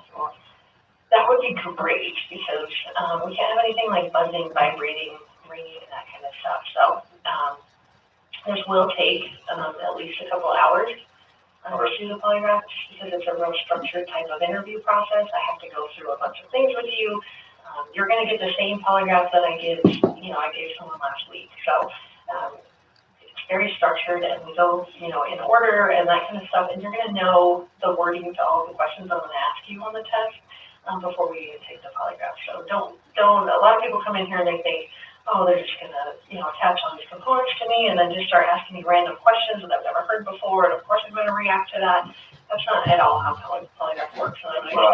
Yeah, you're actually going to probably know more about polygraphs than anyone before you leave here today, just because I explain everything to you and how everything works, okay? Obviously, you're probably nervous about taking today's test. Honestly, I would think something is wrong with you if you weren't nervous about coming in here to take a polygraph. Even if people are like, I don't have anything to hide, it is nerve-wracking. And I have taken tons of polygraphs, obviously, in my training. I went to 10 weeks for training. I've been a polygrapher for about 5 years. I went to the best school in the country. So I want you to have confidence in the fact that if you had nothing to do with this disappearance, like, we're going to find that out today, okay? I have the best training that they offer in the United States. We use the most validated testing. That's the way I'm going to ask you the questions. So believe me, if you had nothing to do with this, I will be able to show them that today, okay? So that should give you some confidence that, this is how, like, you're going to be cleared today if you had nothing to do with it, okay? There's actually only, nervousness or anxiety cannot cause you to fail a polygraph. A lot of people think that too, that if they're really nervous, that it could cause them to fail. If that were the case, no one would be allowed to take polygraphs because every single person is nervous or anxious about taking a polygraph, okay? I thought that's how it worked. On nervousness? Yeah. No. There's actually only 2 ways you can fail a polygraph, okay? The first way would be if you fail to follow my instructions. I'm going to give you a lot of instructions today about how to sit still, how to answer questions, things like that. So if you fail to follow those instructions, you will not pass today's test, okay? The second way would be if you choose to lie to me today. Okay? Obviously, this is about 100% truth. Even if there's, something that you didn't tell the investigators, since Monday, I guess, is when you and the police were involved. If there's something that you didn't tell them since Monday, like, that is totally fine. Like, I get it. People aren't going to remember every single detail every time they talk to someone. As long as you tell me what the truth is today, you will have no problem with passing, okay? I promise you that. And obviously, I hope that, if you did have something to do with their disappearance, it would be really stupid for you to come in and take a polygraph today. Exactly. Right? Like, it would be really dumb. Like, you should not be here right now sitting in this chair if you had anything to do with Shanann and the little girl's disappearance. Okay? Okay. And it's Celeste and Bella, is that right? Yeah, I'll call her CC too. CC, okay. If that comes up. Okay, perfect. So, and I know very small amounts about the case. Okay. Just because I want to know less about the case, because I want you to be able to tell me about the case. I don't want to have some preconceived notions about the case, and that's why I don't want you to assume that I already know details because you told Detective so-and-so, that kind of stuff. I want you to be able to tell me like you were telling someone for the very first time about what happened when we get into actually talking about what happened, okay? Obviously, Chris, you're not under arrest. I have no plans on arresting you. At any point today, if you decide you want to leave, the door is right there. It locks us in here. Oh, okay, yeah, I saw that last night. So there's a key in there now, so you can, if you just turn the key, it lets you out. Okay, and at any point today, even after all these components are attached to you, if you decide at that point, you know what, I don't want to take this polygraph, I don't want to be here, this is BS, whatever, That is completely fine. Just please allow me to unattach my components before you drag my $6,000 instrument on the floor and run out of here. And it's kind of a little maze back here, so I will show you the way out at any point if you decide, you know what, I don't want to take this polygraph, I don't want to be here, I don't want to do this. That is completely fine. The door does have to be shut for privacy just because noise does affect the polygraph. And I will read you your rights today, and that's just because the polygraph components are pretty restrictive. You know, they go around your chest and stuff, and you may feel at some point that you're not free to leave, but like I said before, at any point I will unattach all the components and show you the way out if you decide, even in the middle of the polygraph if you don't want to continue to take it, okay? Mm-hmm. So, does that make sense to you? Yes. Okay. So I'm going to give you kind of a roadmap of where we're going to go today, just so you know what to expect and that kind of stuff, okay? So we're going to first start by going over a rights and consent form, and that's that Miranda rights form. I'm sure you've heard of it. Mm-hmm. You know, you hear it on TV shows constantly. Most kids can recite their Miranda rights.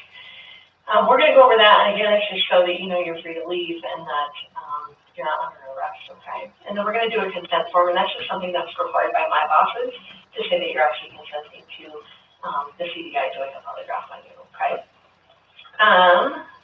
After that, we do a biographical and a medical form, and that's basically to make sure that you're a suitable subject to take the actual polygraph. I want to make sure that you didn't smoke, 10 rolls of weed, the night before. I wish that didn't normally happen, but a lot of people smoke drugs before they come in here because they're really nervous and they're trying to calm themselves down. Some people take a lot of medication. Some people hear voices. All of those things are things that I cannot conduct a polygraph on someone if they have those things going on. So I just need to make sure that none of that stuff is affecting you. You seem very lucid. You're talking to me. You're making sense. You're not jittery. You're not moving around, that kind of stuff. So I don't think we're going to have any issues. But I want to vet all of that out and just kind of, make sure that you got enough sleep and you're not, obviously, no one's getting a lot of sleep. Probably since Monday, but just so we can talk about all of that, okay? Sure. And then after that, we're going to discuss the issue of why you're here. Okay, I want to know everything you know, and again, I don't want you to assume that I already know something. I want you to kind of start from the beginning and like telling someone, maybe, a friend that you hadn't talked to since any of this has happened, and you're basically having to relay all of the details of exactly what happened with Shanann and the girls, okay? And then after that, we're actually going to take a bathroom break. I'm going to let you take a break. You can use the bathroom, get something to drink. That water there is for you if you need that at any point today. And then you're going to come back in here. I'm going to explain to you how and why the polygraph works. Again, you're probably going to know more about polygraph than you even care to know before you leave here. I'm going to explain how it works, and then we're going to go over the questions that are going to be on the test. And like I said before, you're going to know the words to every single question. So it's not that, and we're going to discuss that even before we even take the polygraph, like what those questions mean, and just so you are completely clear in your mind, when Tammy asked me this question, this is exactly what she means, this is exactly what she's asking, and this is the answer that I have for that question. So we're going to go over those. I let you practice answering them like 2 or 3 times, and we'll go through them repeatedly if you need me to go over them 4 or 5 times, just, before we actually take the test. I'm more than happy to do that too. I want you very comfortable with the questions, and that you know what they mean and how you're going to answer them, okay? After that, we're going to go, we're actually going to do a practice test. And again, that just lets me know that you're a suitable subject to take the actual polygraph. And then after that, we actually get into the actual testing. So that's why it takes a long time, is because there is a pretty big process that goes along with it. Okay? Yeah. So did you, you're not working today, right? No. Do you have a date that you're going back to work? Not at the moment. No. How long have you worked for Anadarko? January 2015. There we go. About 3.5 years almost. Yeah. 2015? Yeah, I worked for Covenant Testing Technologies before that. And what is that? That's a contract company for oil and gas. Oh, okay. Before that, I worked for Ford for 11 years as a technician. Oh my goodness. So does that translate into? No, well, it's mechanical. I like to fix things. And when I moved out here, I worked at Longmont Ford. Okay. And I moved up pretty fast there, but I hit that kind of plateau, that kind of just I couldn't go, got stagnant. Mm-hmm. And I was having this carpal tunnel syndrome, both my hands, and it was it was bad. Like I was doing this like all day, like it was bad. Yeah. So, Still have that? I don't even know. Can you get rid of carpal tunnel? like it was just the onset of it. Like it wasn't like full on I need to have surgery type thing, but like now it's so much better. Like it doesn't have the pain. Like there's a lot of mechanical things you do in oil and gas, but it's not as repetitive as the car industry is. So are you, excuse my language, are you a worker bee or are you like a boss guy? A little bit of both. Okay. You're getting your hands dirty too? Oh yeah. Oh yeah. Yeah, I'm a field coordinator right now for the area. I have 6 route operators and 2 rover operators. So that's what I'm kind of just over them right now, and we kind of game plan like we look on the computer on our well summary screen and kind of go from there to see what kind of problems we might have throughout the day. Sure. And just kind of like, all right, this is what we need to do. You go here, there. Okay. So everybody's doing kind of middle part of the day, and everybody needs help and try to get everybody checked out by like 3:30 or something like that. Oh, that's nice. You don't need to work pretty early. Yeah, we start for like 6:30, somewhere around there. So. Super early. Oh yeah, I have to get there early. You just never know what could happen. So. That's true. That is true. So do you have an ID on you, Chris, that I could see? So I have, the biographical form has some like driver's license numbers and that kind of stuff. So I'll just keep this just for a second. So I do the other form.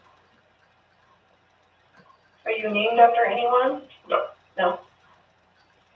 My middle name's just my dad's middle name, but other than that, no. Okay.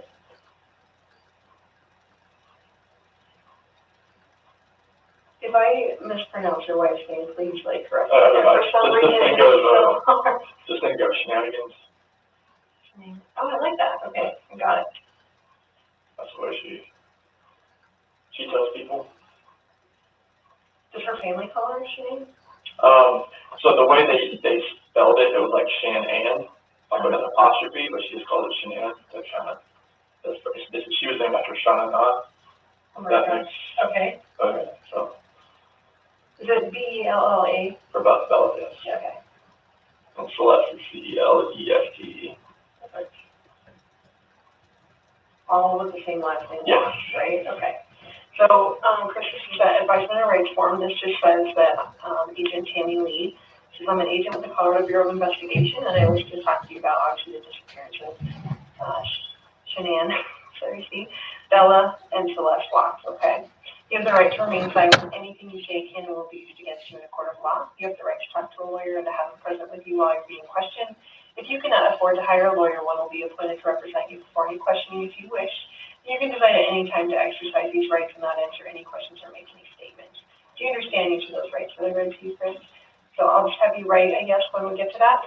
And then having those rights in mind, you wish to talk to me now and obviously go through with the polygraph. Okay, perfect. So what I want you to do is go ahead and answer both of those as yeses, if you still agree with that, and then sign and date that signature line if you would.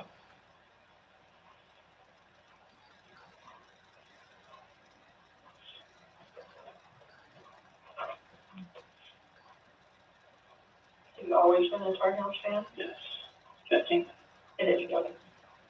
My son is like a huge Tar Heels fan. I don't even know why he likes them, but maybe because of the nugget stuck. I don't know. Well, Carl used to coach here too, and he was a Carolina guy. Oh, he was? Yeah. I didn't know that. Yeah. Do you go to any, do the Nuggets play for one? North Carolina, that's the college. Oh, college. Oh my gosh, I'm sorry. Sorry. You're right, yeah. Okay. I'm getting all my teams mixed up, you're right. Did you go to college then? No, I wish I did. Nice. Yeah, well, where did you go to college? I went to NASCAR Tech in North Carolina as well. NASCAR is the name of it? Man, it was a mechanical school. Oh, really? Yeah. Very cool. I focused on regular automotive and then the NASCAR portion as well. Oh, very cool. You learn a lot of stuff. Oh, yeah. Is that like kind of elite mechanical school? It was part of the Universal Technical Institute. Like it was part of their program, plus the NASCAR part, plus I went to the Ford, the FAC program there as well. So. Wow, that's awesome.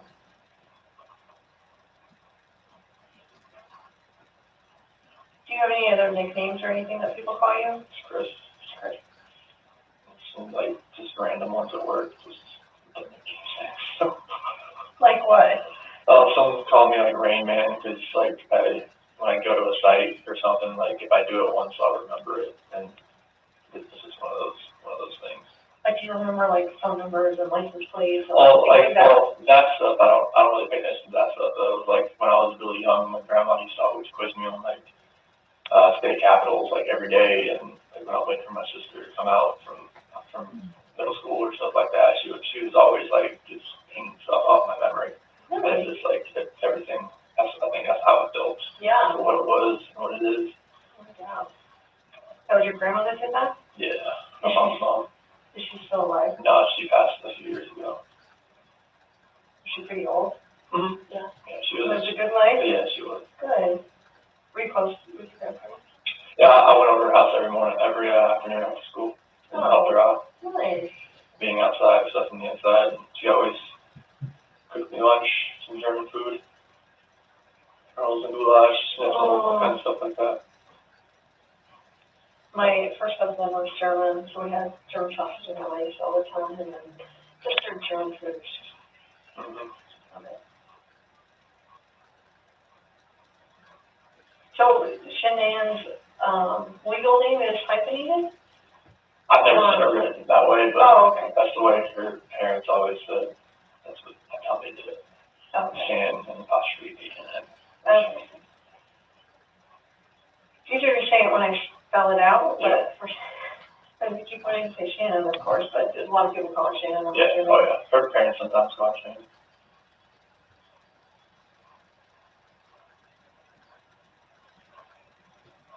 Have you talked to her parents at all? Mm-hmm. Yeah, so they're being pretty decent and good. Are they coming here? I'm not sure yet. Like, My dad's here. Your dad's here. Is there any other family members of yours coming? Not right now. My dad came out and just for support. He just got here this morning. Nice, good.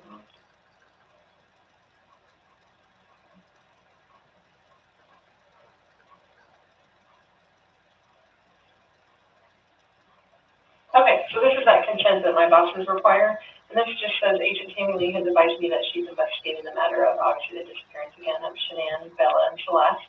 I hereby say that to the best of my knowledge, I'm in good physical and mental health. I also state that no force, duress, or undue influence has been used against me, and that I am consenting to this polygraph interview on my own free will. I understand that the results of this process will be released to, obviously, the Frederick Police Department, the District Attorney's Office, and the FBI. It would be very silly for you to sit in here and take a polygraph if I couldn't release your results of hopefully passing to the people that need to know. Does that make sense to you? And it says, I hereby give my voluntary consent to undergo a polygraph interview, and I understand that this process is subject to both audio and video recording and monitoring, which we already talked about, okay? So if you agree with that consent, you just sign and date it.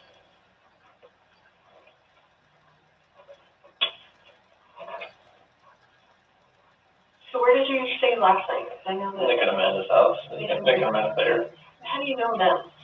So Amanda used to be a director at Primrose Schoolwork, Bella and Tusigo, but then she transferred to another place, and Shanann was getting her own Thrive, and that's how they met. So the Amanda transferred to another Primrose? Yeah. Okay. So like Shanann couldn't like talk to them about Thrive, the direct sales business, like while they're at, like they weren't allowed to like talk like, you know, outside, like if their child goes there, I don't know, something about their school rules or something like that. So once she left, she talked to her about Thrive and got her on Thrive, and then me and Nick started running together here and there, and that's how we met. So is she like a, what do they call it, downline from Shanann? Yes. Okay, so she's like one of the sellers that. Yeah, like recruited or whatever? yeah. Okay. And I don't even understand Thrive. I'll be honest with you. Like, I'm even a chick, and I don't understand what all of that Thrive stuff is. It's vitamins and minerals and all plant-based, non-GMO stuff. It's really healthy for you. Yeah. Do you do it? Yeah. Oh, you do? Okay. I was 245 pounds when I started. No way. How long ago was that? 2016. Wow. I've been doing it for a while. Oh my gosh.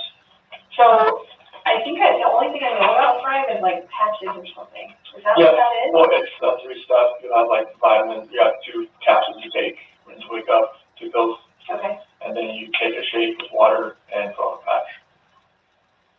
You know what that's on right now? No. Oh, I want to see what a patch looks like. It's just like a little square piece that just kind of goes on your skin, and it's like it absorbs, like it opens like up your pores a little bit, and the vitamins kind of absorb like through your skin, like Can you tell you feel better when you have the patch on? Really? How much are patches? Just the patches themselves. Uh-huh. Or are you supposed to do this in combination with all the other The stuff? 3 steps. Oh, okay. That's what I call it, 3 steps. But like, I feel like you could sell it. I don't even know enough about it. You could sell it. she had me on the, as like, I signed up underneath her. Oh, okay. So like, I'm part of her team. Oh, okay. But she kind of runs that part of it because she knows like I'm not the type of seller. I'm not a seller. Yeah. I don't like. You're a salesman. Yeah, like I would like say too much. She says about the product. So, like sometimes it's not so great because of this, or. Yeah, it's like I would just give out like too much information about the product instead of just having like them call her. Do you sell it to any of the people that you work with? There's one person that I work with that uses it. Who is that? Troy. Troy? Yeah, he works. I never heard that name. Troy McCoy or something? That's a funny name. Yeah, we call him the real McCoy. The real McCoy. Everyone's like, he sounds like actually you know, Troy McCoy. Super cute. So he works for you, is that right? Or he works with me. He's a field coordinator. Oh, okay. And he's got a lot more experience than I do. He worked in Kansas before he came here. Kind of shows you the ropes. Yeah, he showed me a lot about different things, and I picked up a few things that he didn't know, and it's kind of like we worked together pretty well. Nice. Is this the correct address for you? Yeah, it actually is.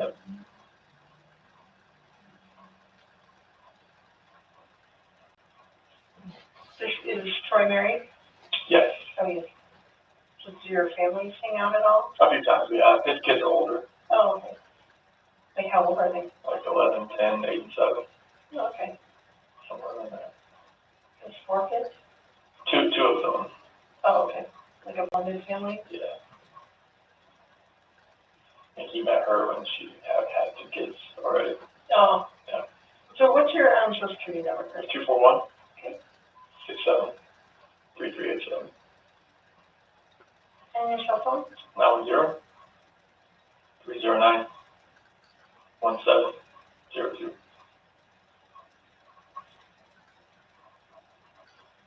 And how, what's your date of birth? 5/16/85. How old does that make you today? 33. And where were you born at? In Fayetteville, North Carolina. How do you spell Fayetteville? FAYETTEVILLE. You should stay in, though? Okay. And this says you're 225. Is that correct? 180. Okay. Was that a lie on here? What year was that? That was 2014. No, I was switched my 225 then. Oh, okay. Yeah, I gained more weight. What do you think made you gain weight then? Celeste, pregnancy. Oh, really? I gained more weight than she did.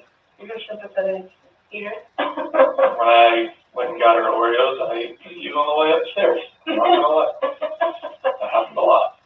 Now, can you do the Thrive stuff when you're pregnant? Is that safe for that? Yeah. Yeah, because it's all natural or whatever? There's different variants of the patches that she can't use because like some of this for weight loss. Oh, you don't want to lose weight while you're pregnant, right? Or it's more like for fat loss, and that's like they recommend not using that type of patch. Okay. So as far as growing up goes, and I'm actually done with that, so you put it that way. Thank you so much. Who all live in your family?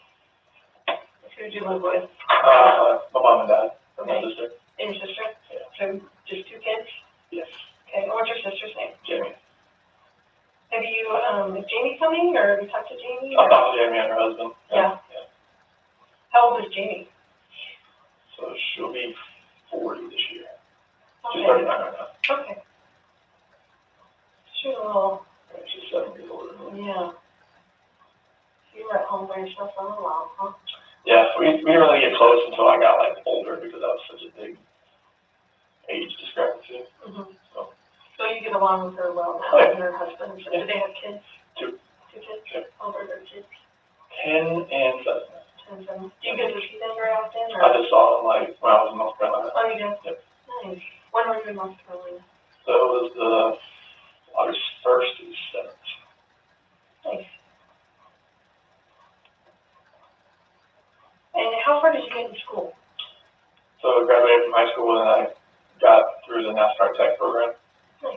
So you've got a GED or an actual diploma?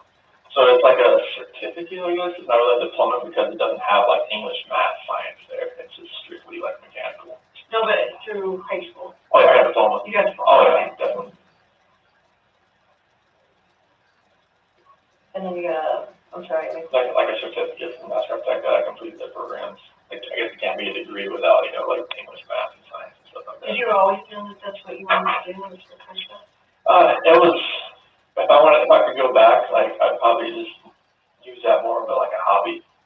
And maybe like dive more into the technology part of it, like, because we had like an Academy of Applied Technology when I was there.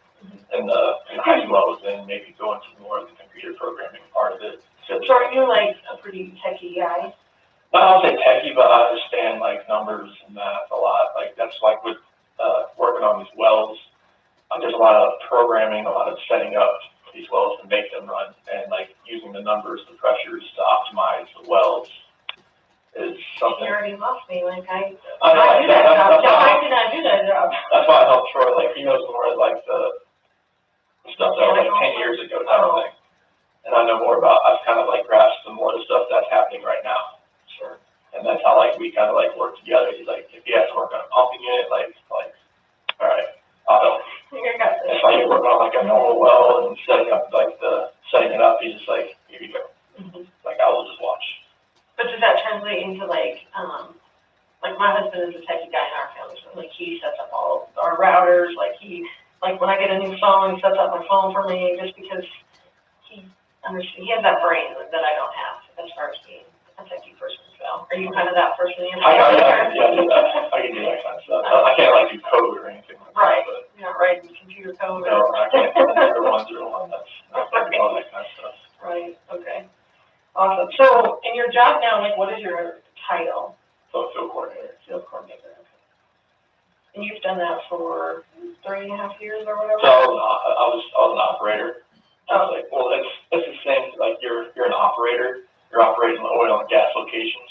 This was just I was the operator, and I was the operator but / rover. Like I would be going around helping people, and now I went up to field coordinator. It's like now I just kind of like tell people like this is where we need to go, and like we need help. Let's go there. So when did you actually get promoted to that? When one of our other field coordinators, went to a different group, the HG Ops group, and our other field coordinator had to go down to Texas to help. So me and Troy got elevated up. So that's what happened. We were just kind of backfilling. We didn't know like if it was permanent or not, and it turned out to be permanent. So. Wow, that's awesome. So tell me about kind of give me a synopsis of your childhood, like what your parents did for a living, My dad was a parts manager for Ford dealership. Okay. Just kind of like the cars things. Right. Yeah. And my mom, she was like a secretary and notary for used car dealership. Oh, okay. So like yeah, she sold the cars too, but like she was more on secretary notary and kind of she bounced around a couple different used car dealerships. My dad stayed at the same one, changed the name a little bit, changed names, then he went to like a different one, but it was he did the same thing. And he did like parts manager and body shop manager, and that's where he's still at now. So how would you say you grew up as far as like your family structure? Were you guys religious? Was there a lot of discipline in the home? Or who was the disciplinarian in the home? So like we went to church, I would say not like every Sunday, but pretty regularly, And what church did you guys go to? It was like First Baptist Church. Okay. And I mean, discipline, I was the quiet kid. I was I just kind of followed it. I mean, my sister was the rebellious one that always, You're like, I'm a good one. It's like I never really and my sister was the one that got most of she was the one that showed me like that's what I don't want to do. Right. And I wake up to my mom and sister pretty much arguing every morning. That's all I went, okay. They're like, I want to wear this, I want to wear that. Like, okay. And you're like, Mom, what do you want me to wear? Or whatever you want. I just don't know. They do it, somewhere today. Right. Right thing. But yeah, like my dad, he was a disciplinarian. He was? Yeah. What kind of discipline did you guys have in the home? It wasn't like physical or anything like that. It was just, just verbal, like, this is what you need to do. And just follow that. Like, if my dad ever raised boys, I knew that was no work on, sir. Oh, okay. I was like, well, forget about that.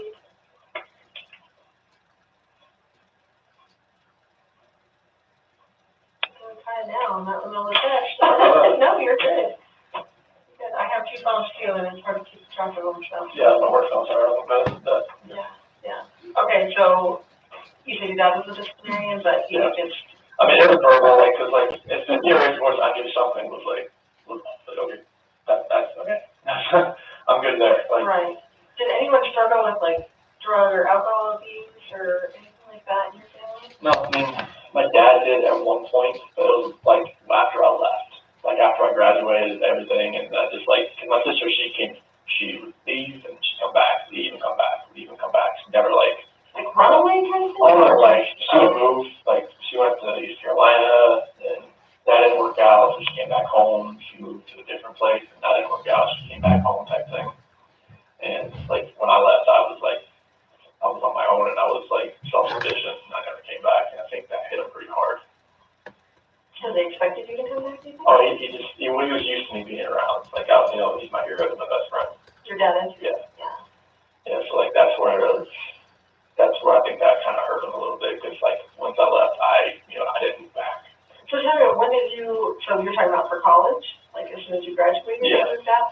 So is NASCAR close to where you guys live? Like, No, like, once I graduated high school, I moved to Mooresville, North Carolina. That's about 2 hours away. Okay. And that's where I And live. I never never moved back. I mean, I came back to visit, but I never moved back. Okay.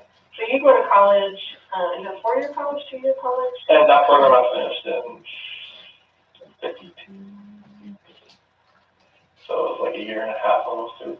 Okay. Oh, actually, That's like a year. 72 weeks, sorry. Okay. 72 weeks. So a year and a half. And then where did you go after that? I worked at Mooresville Ford and worked there till 2012. So I was like 2003. That's when I was going to NASCAR Tech, and I was working there as like a porter, moving cars around, changing the oil here and there type thing. And then once I graduated, they moved me into more of a line tech as far as like actually fixing things. Okay. So from 2003 to 2012, I was there. And 2012 to 2014, I was on my Ford. Okay. Did you have like any high school sweethearts or like girlfriends from NASCAR Tech or? There was no. There's probably no girls at NASCAR Tech, I would imagine, but. There was like a handful of girls that actually went there, so no, it was like, I didn't have any girlfriends really after high school. Okay, what about when you got done with NASCAR Tech? Oh yeah, like there was girlfriends like that in Mooresville, in there, so nothing really serious. Nothing serious. Yeah, I met Shanann in 2010. What's 2010? Yeah. Okay, and how long did you guys date before you got married? I'm assuming you were married? Yeah, 2012 when we got married. Okay, dated a couple years. Nice. Now, does she live in Mooresville? She lived in Belmont at the time. So how did you meet her? Through my cousin's wife. And my cousin's wife and Shanann, they knew each other from a wheel shop that she ran. That Shanann ran or the cousin's wife? No, Shanann ran. She ran like 3 different stores. Like auto parts? Wheels, tires, audio, custom stuff. Oh my gosh, you're just all in that. All of that. It's all like crazy. Okay, so we're gonna, I'm just gonna ask you some of the medical questions just to make, again, sure that you're a suitable subject. And you said you've never taken a polygraph. How would you describe your physical condition right now? Good, fair, or poor? I'll say good. Good. Okay. Have you had any major surgeries or injuries within the last 6 months? Are you in any discomfort right now? As far as like pain, Yeah. No, not really. Maybe mental anguish or whatever, but Just like physical, sick to my your stomach stomach, thing. yeah. Obviously, you're not pregnant. Have you eaten in the last 24 hours? I had a pizza last night and protein shake this morning. Okay. What time did you have the pizza? So right when I left here, so it was like 11. And what time did you have the protein shake? Probably about 7:30. Was that with all your 3-step process? Mm-hmm. Okay. What time did you go to bed last night? Probably about 12:30. Okay. And what time did you get up? Probably about 5 and just kind of looked at my phone. Okay. And you stated the other Amanda and Make everything else still. Okay. And how would you rate your sleep, good, fair, or poor? Is there anything came forward fair? I'll put it in the middle. Okay. Okay? I'll give you that box.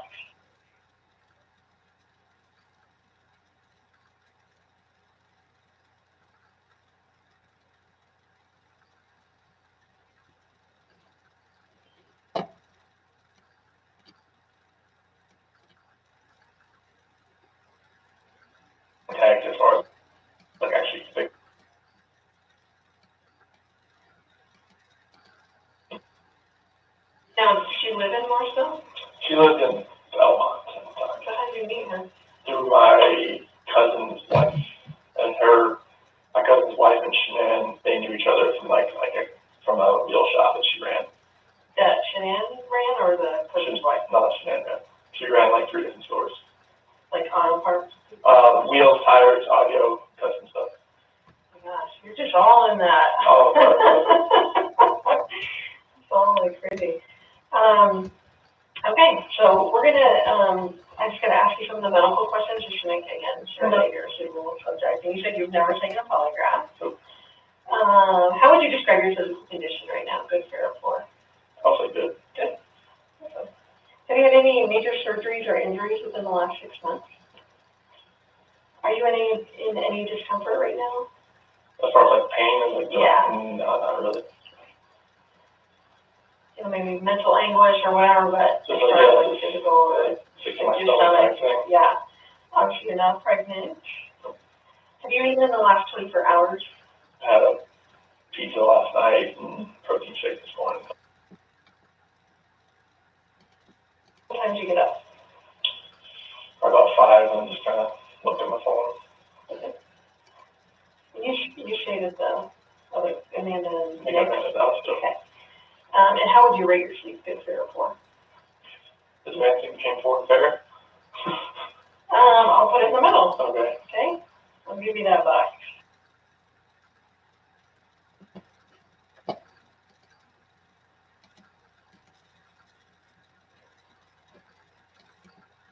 Interesting that the audio cuts off here, don't you think?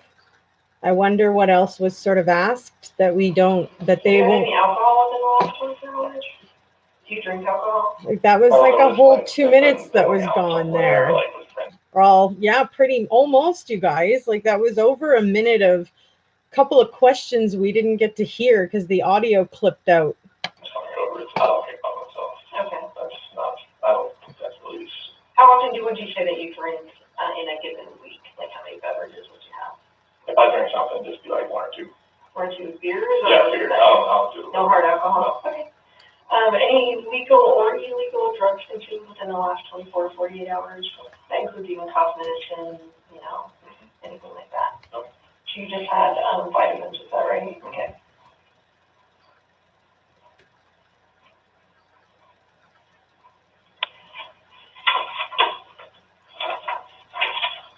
Alright.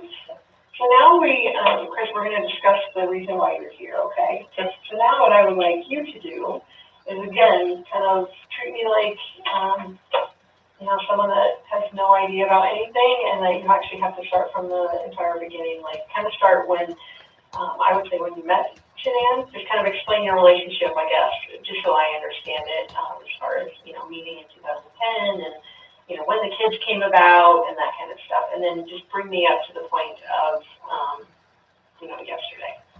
Okay. If you could. All right, so 2010, so we met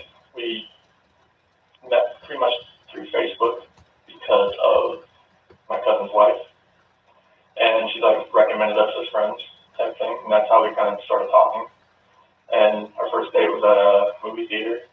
Didn't really impress him much because it was actually a nice theater. I didn't really know what I was walking into as far as I walked in, and there was a doorman and he was all dressed in a suit and I was in camo shorts and DC shoes, and I was like, okay, hopefully I'm not very underdressed for this.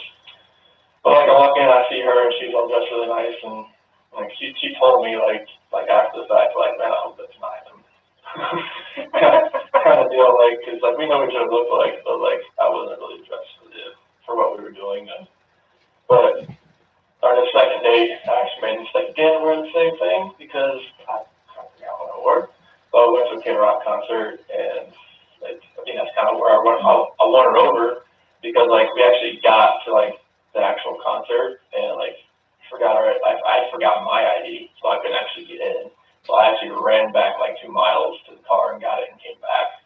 And I was just soaking wet. I was just it was middle of July, August, in South Carolina, and humidity and everything like that. It's on Army base. So I ran back, got it, and everything like that. And then I think it was our next date, we actually went to Myrtle Beach. And she had lupus. Well, her lupus was really acting up in North Carolina. So she had these flare-ups, joint pains, all that kind of thing. And we were driving back, she laid on me pretty much the entire way back. And I think that's when she realized this guy's actually pretty nice, because he didn't tell me how to get off my lap or type thing. I just let her just rest on me the entire way back. It was 2.5 hour ride from Myrtle Beach to Charlotte, the Belmont area. But yeah, everything flourished from there. In 2011, I proposed to her over in Ocean Isle Beach. That was around our anniversary. And I did a ride there on the beach at night, and I could tell, she was extremely tired, and I was I just want to do this. I want to do today. And she knew, so why are you so persistently getting me out here right now? I was well, let's go out to the beach. It's a nice night. Proposed her on the beach, said yes, and everybody was right up ecstatic and everything. And she's very organized. She's OCD about organization, putting things you saw the pantry. She everything's just named in a container all the way down. It's very easy for, if you just came into our house, you would know what stuff was. You would know where everything was. It would be easy. So everything was just, she was planning the wedding, everything was great. And then 2012, she was here, but she was planning the wedding from here, because everybody was back in North Carolina. So it was a, guess you call destination wedding if you want, because I fly back to that. But we got married in the DoubleTree Hilton Hotel that was there. It was in the court. It was in November, and it was underneath one of those big tents and everything. It was beautiful, and it was amazing. And we went to Myrtle Beach for the honeymoon, and then 2013 December 17th, that's when Bella was born. We've been trying for a while, and nothing was happening as far as getting pregnant or whatnot. And the thing was, she said, so since we're not getting pregnant, since it's not happening, I'm going to buy a supercharger for your car. Okay. And then it turned out that weekend we conceived Bella. The week she bought me a supercharger for my car. So it was just, take that back? I already put it on. And it was actually a special order, part that was really in a dealership. Stuff that. So it was ironic that it happened that, bought a supercharger for my car, and then that weekend conceived Bella. And then Bella was just a gift. She didn't think she could get pregnant because of lupus and everything like that. Like the doctor said, it could happen, it might not, but it happened, and it was a blessing in disguise right there. It's oh, it just happened, So Did she have normal pregnancies? It was Was Bella's normal? Bella's was she had shoulder dystocia when she was born. So her shoulders. And she was turned. Oh, just turned. Yeah, where we had it pushed out. So she had a vaginal birth? Oh yeah, all that. That was. Cord wasn't around her neck? Nope. Or anything No. like that? No. Okay. Nothing like that. So Bella was born December 17, 2013, and she was a gift. So just go along with Bella, and then and Cece was born July 17, 2015, and we had this whole thing staged up with Bella in the crib and a little eviction notice. She was there, and it worked out pretty well because she was just standing there crying, I don't want this type of thing, I saw one of those that went viral on Facebook, so that's weird. It's really yours. And she was just sitting there crying with a little eviction notice, and she recorded it. It was an amazing day to see that. And then Celeste, she was I was there, she had a midwife for this one, so they actually had me you can stand here and catch her, and but Celeste came out so fast that I barely had a chance to go this, and they moved me out of the way because she just came out. So it was Celeste. I was a lot better with Celeste because with Bella I didn't really know a lot what I should do, what I could do, how to calm, stuff like that, burp, swaddle, everything like that. I didn't know. Yeah, so I had no idea. I just pretty much watched. All right, how do you do this? And then with Celeste, it was more of that's why Bella kind of she's a mommy's girl. And when Cece was born, did you care with Cece or Celeste? No, okay. Go for it. All right, when Cece was born, it was more all right, I know how to change the diaper. I know how to do all this. I can do this. I can help a lot more. That's why Cece's more of a daddy's girl now.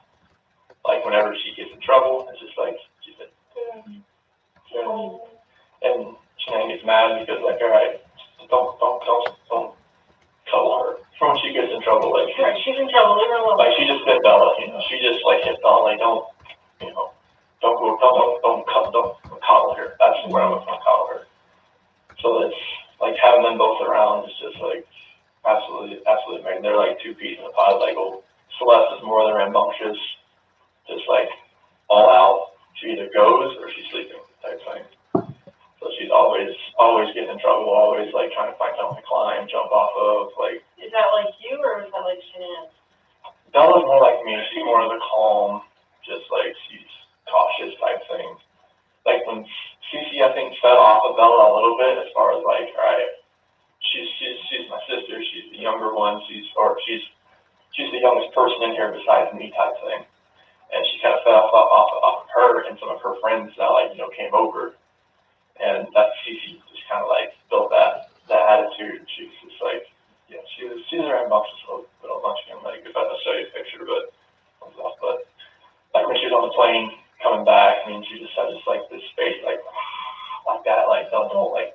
And she was excited to be on there, or? It was just like, she was like being, like, you can imagine a little kid in a plane in a seat, like, she feels like, she loves to move around. She doesn't like, you know, sitting in the same spot. Mm-hmm. Type thing. And then when Shanann told me about the third child, it was just like, all right, let's see what we got now. Let's see if we can, boy or girl. I mean, we're trying for a boy. So now it's just like. Is it a boy? We haven't told anybody yet. Yeah, it is. Okay. Yeah. Can they find that out that early, or? At 12 weeks, they could find out. Really. She had one, the ultrasound was last week. Let's see. Yeah, it was last week. So, found out it was. Were you both there? Yes. Oh, nice. Yeah. So it was like right when we got back. So it was like got back on the 8th. So it was on the 8th. So it was the ultrasound. Get my days mixed up. Like now, I'm not sure even what day it is right now. Yeah, I know. 15th today. I was thinking about Monday, Tuesday, Wednesday, Sunday, all that kind of stuff. But, like, yeah, we haven't told anybody yet. So. So both the girls were born out here, right? Yes. Okay. Yeah, Bella was born at Good Samaritan. Cece was born at Vista. Did Shanann go through any like postpartum or anything like that with either of them? No. No? Didn't see anything like that. Good. Did she breastfeed? Yes. Both of them? Yes. Okay. Very cool. Bella was a little longer than Celeste. So Bella was how old when she got pregnant with Celeste? So they're about 19 months apart. Okay. So like 10 months old? Yeah. My goodness. Yeah, I know.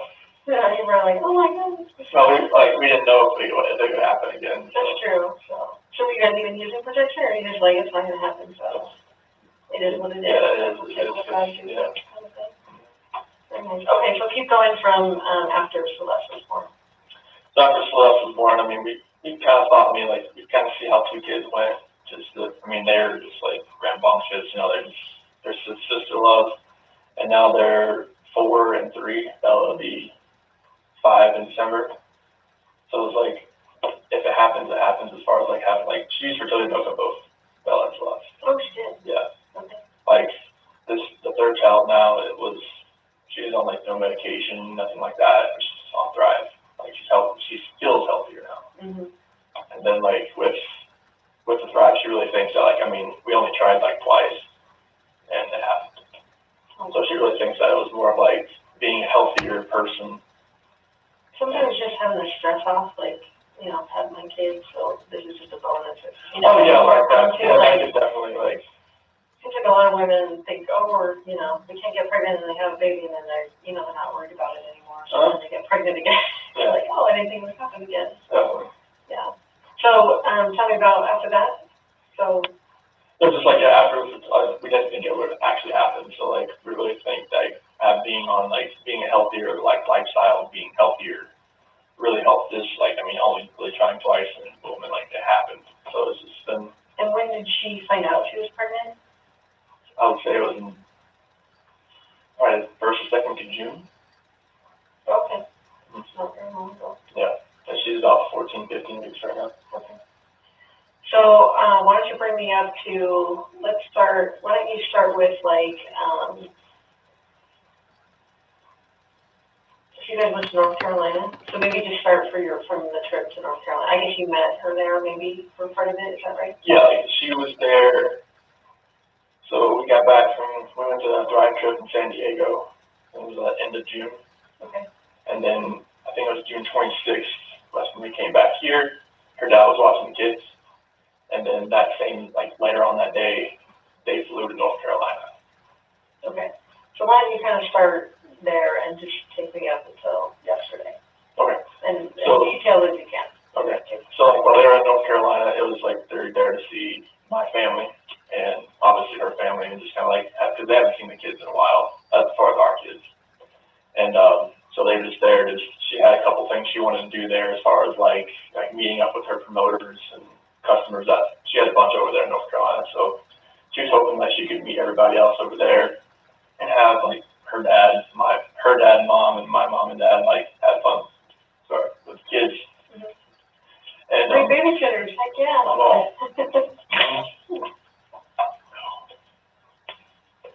But yeah, it was mainly like this a little family vacation for them right now, for them on that trip, just for everybody just to see the girls.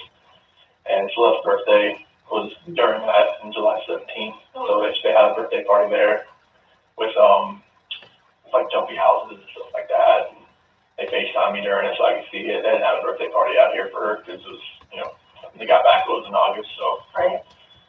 So, but yeah, I got to FaceTime and watch it all, and it was pretty much just hanging out with family the entire time. Okay. Yeah. And I was here just going to work and working out and going running and just keeping the house up and doing that. And just, I waited till my flight was July 31st, and I flew out there for a week. And I flew out there for a week so I could fly back with them. So July 31st, I got there, stayed at mom and dad's house. The next day we drove to the beach, stayed there for about 4 or 5 days. It was in North Myrtle Beach. And first time the kids had seen the beach. So they were ecstatic, obviously seeing waves, being in the sand. They love sand. Unfortunately, they love sand. And it's just like getting back, you just got to shower them off, because CC was so like into the beach that her bathing suit was just full of seashells. It was like, okay, let's get all this off you and rinse you off, please. Right. But yeah, it was an awesome trip. Like just seeing them react to the ocean, and then we went to like Broadway at the beach. It was in Myrtle Beach, like an outdoor little mall, and they got to go in these like little, like with a strap you in a harness, and you get just to jump higher. And, yeah, and Bella and Celeste, they love that. They just love jumping that high. It was amazing. Nice. Yeah. And then I went to see my grandma, my dad's mom. She's in a nursing home, so like some days she remembers people, some days she doesn't. And luckily that day she did remember me, so that was really a good day to go in there. And went in there with Shannon and the kids, and obviously like they had already been in there a few times while they were there. Sure. Yeah, and they were. She lights up when she sees those kids. I call them Mama. That's what she always calls Mama. That she light up when she sees the kids, and she remembered me, and that was great. And my dad came pick me up, and I went over there and stayed with my parents for a day, and just kind of like hung out with them. Saw my sister, her husband, their kids, had a cookout and everything, and it was awesome. And then the next day,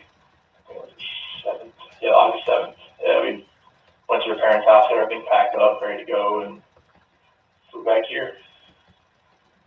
And then got back later on that night, the 7th.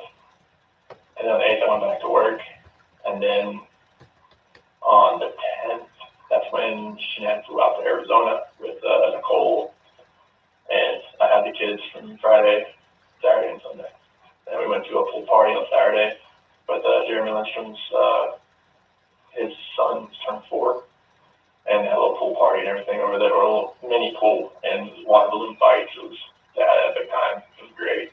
It was awesome. That was awesome. It was just seeing their faces and seeing how much they didn't really play with water balloons that much at all. So she would come over, she put one right in my pocket and just smacked it. While I wasn't looking, she's a little trickster. So that was funny. And drove home, got back home, ate, and it was a really awesome day.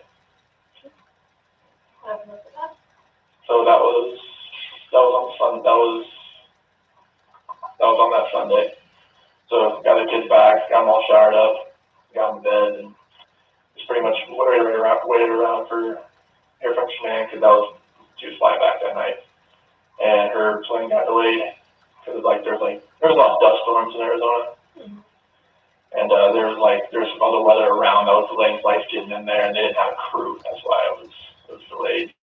So I was supposed to get in by 11, but it didn't actually get in until about 2. So it was about you were just going into this now? Yeah. Okay, cool. So about 2 o'clock, came into bed. At about 1:48, my doorbell picked up that she came in. But at 2 a.m., that's when she came into bed. And about 4 o'clock that morning, so my alarm went off. So that's when I usually get up, get ready for work and whatnot. So I get up, get dressed, brush my teeth, deodorant, all that kind of good stuff. I don't really take a shower because I work in the hospital still, but I'll take a shower when I get home, type thing. And she told me before she got in that I want to wake up, when you get up, just take a shower, get the airport off me type thing. So I woke her up after I got ready and everything, and then we had talks about selling the house and about separation and stuff like that. It was an emotional conversation. Obviously, we were both crying, and after we talked, she said she's going to take the kids to a friend's house, and that she'd be back later on that day. So it's okay, that's fine. So I went downstairs and back to lunch and filled the water jug and got my computer and everything and loaded my truck up and I went to work. And then once I got to work, started working in about 7:40 or so. So I texted her hey, I heard from her. I was okay, I know where she was going. I didn't know what friend's house she was taking them to, or what friends she was going to with the kids. So I was hey, text me, let me know where you went, who took the kids, and I didn't hear from her. It's normal for her not to respond to me because when she has her direct sales people, she'll get back to them first because that's what she does. Mm-hmm. So for her not to respond back to me, that's happened plenty of times before. So continue working, and I know it's about noon. She hasn't got back to me hey, call me.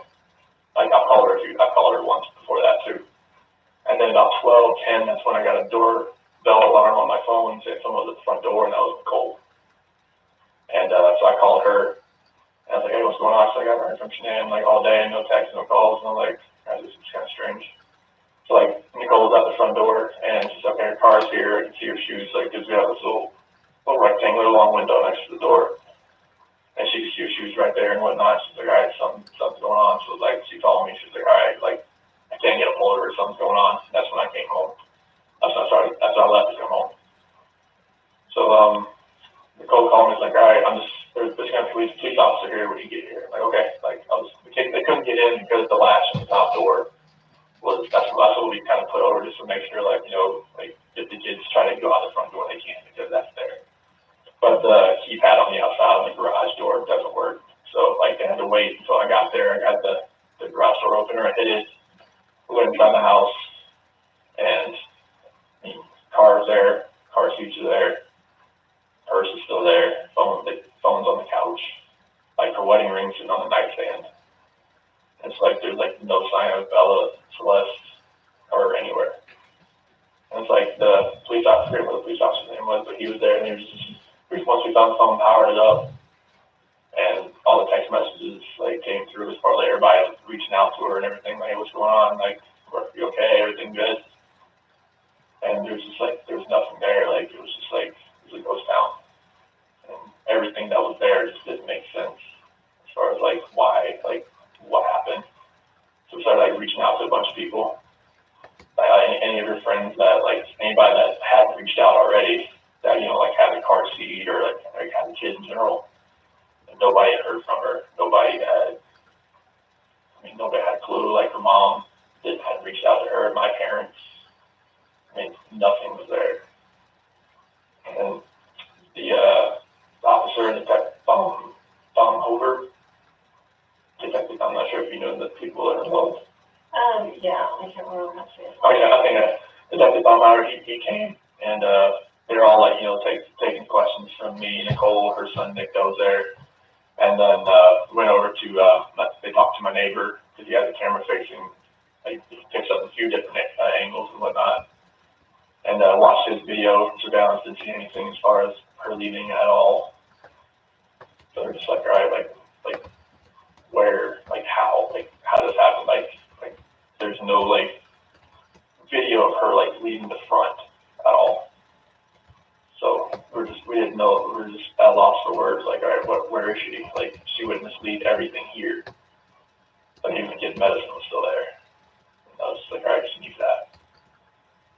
So just the only thing that was gone was really the kids' blankets. Like everything they slept with, like, you know, Celeste has like this big New York Yankees blanket and a little dinosaur and like a little dog that makes noises and a turtle and something has a whole package. And Bella has two blankets, but one was still in the house, the other one was gone. And she has a dinosaur and like a little swan blanket. Her other little. Interesting, eh, guys? I wonder if he's just like super freaking nervous or something. I don't know. We don't really know Chris Watts all that well, right? So we're gonna cap this off here, guys, because I do have some other appointments I need to make. If y'all enjoyed this video and you're enjoying the process of opening up these case files together, hit that like button and hit that subscribe.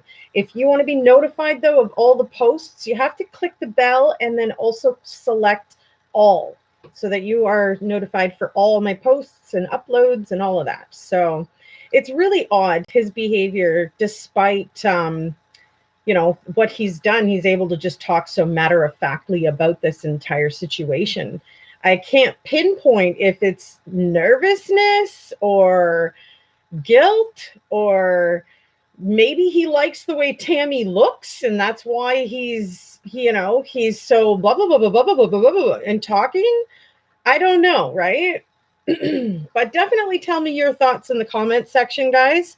We will be regularly switching our online live shows to every Wednesday and Sunday, 7 p.m. Central Daylight Savings Time. So I'm hoping that time works. And, you know, if y'all are able to come and join in and say hello, bring in your perceptions and thoughts, I would love to see you here, and I would love to have you join us regularly. So I appreciate all your views. Thank you for your likes and your support, guys. And I will certainly see you guys again soon on another true story with me, Sherry Weens. For those of you interested in outfit and makeup of the day, I will put up a post on the community tab page for you. Much love to you guys. TGIS, thank God it's Sherry. I hope you guys have a safe and happy rest of your weekend, and we will see you guys again Wednesday night. Bye for now, folks.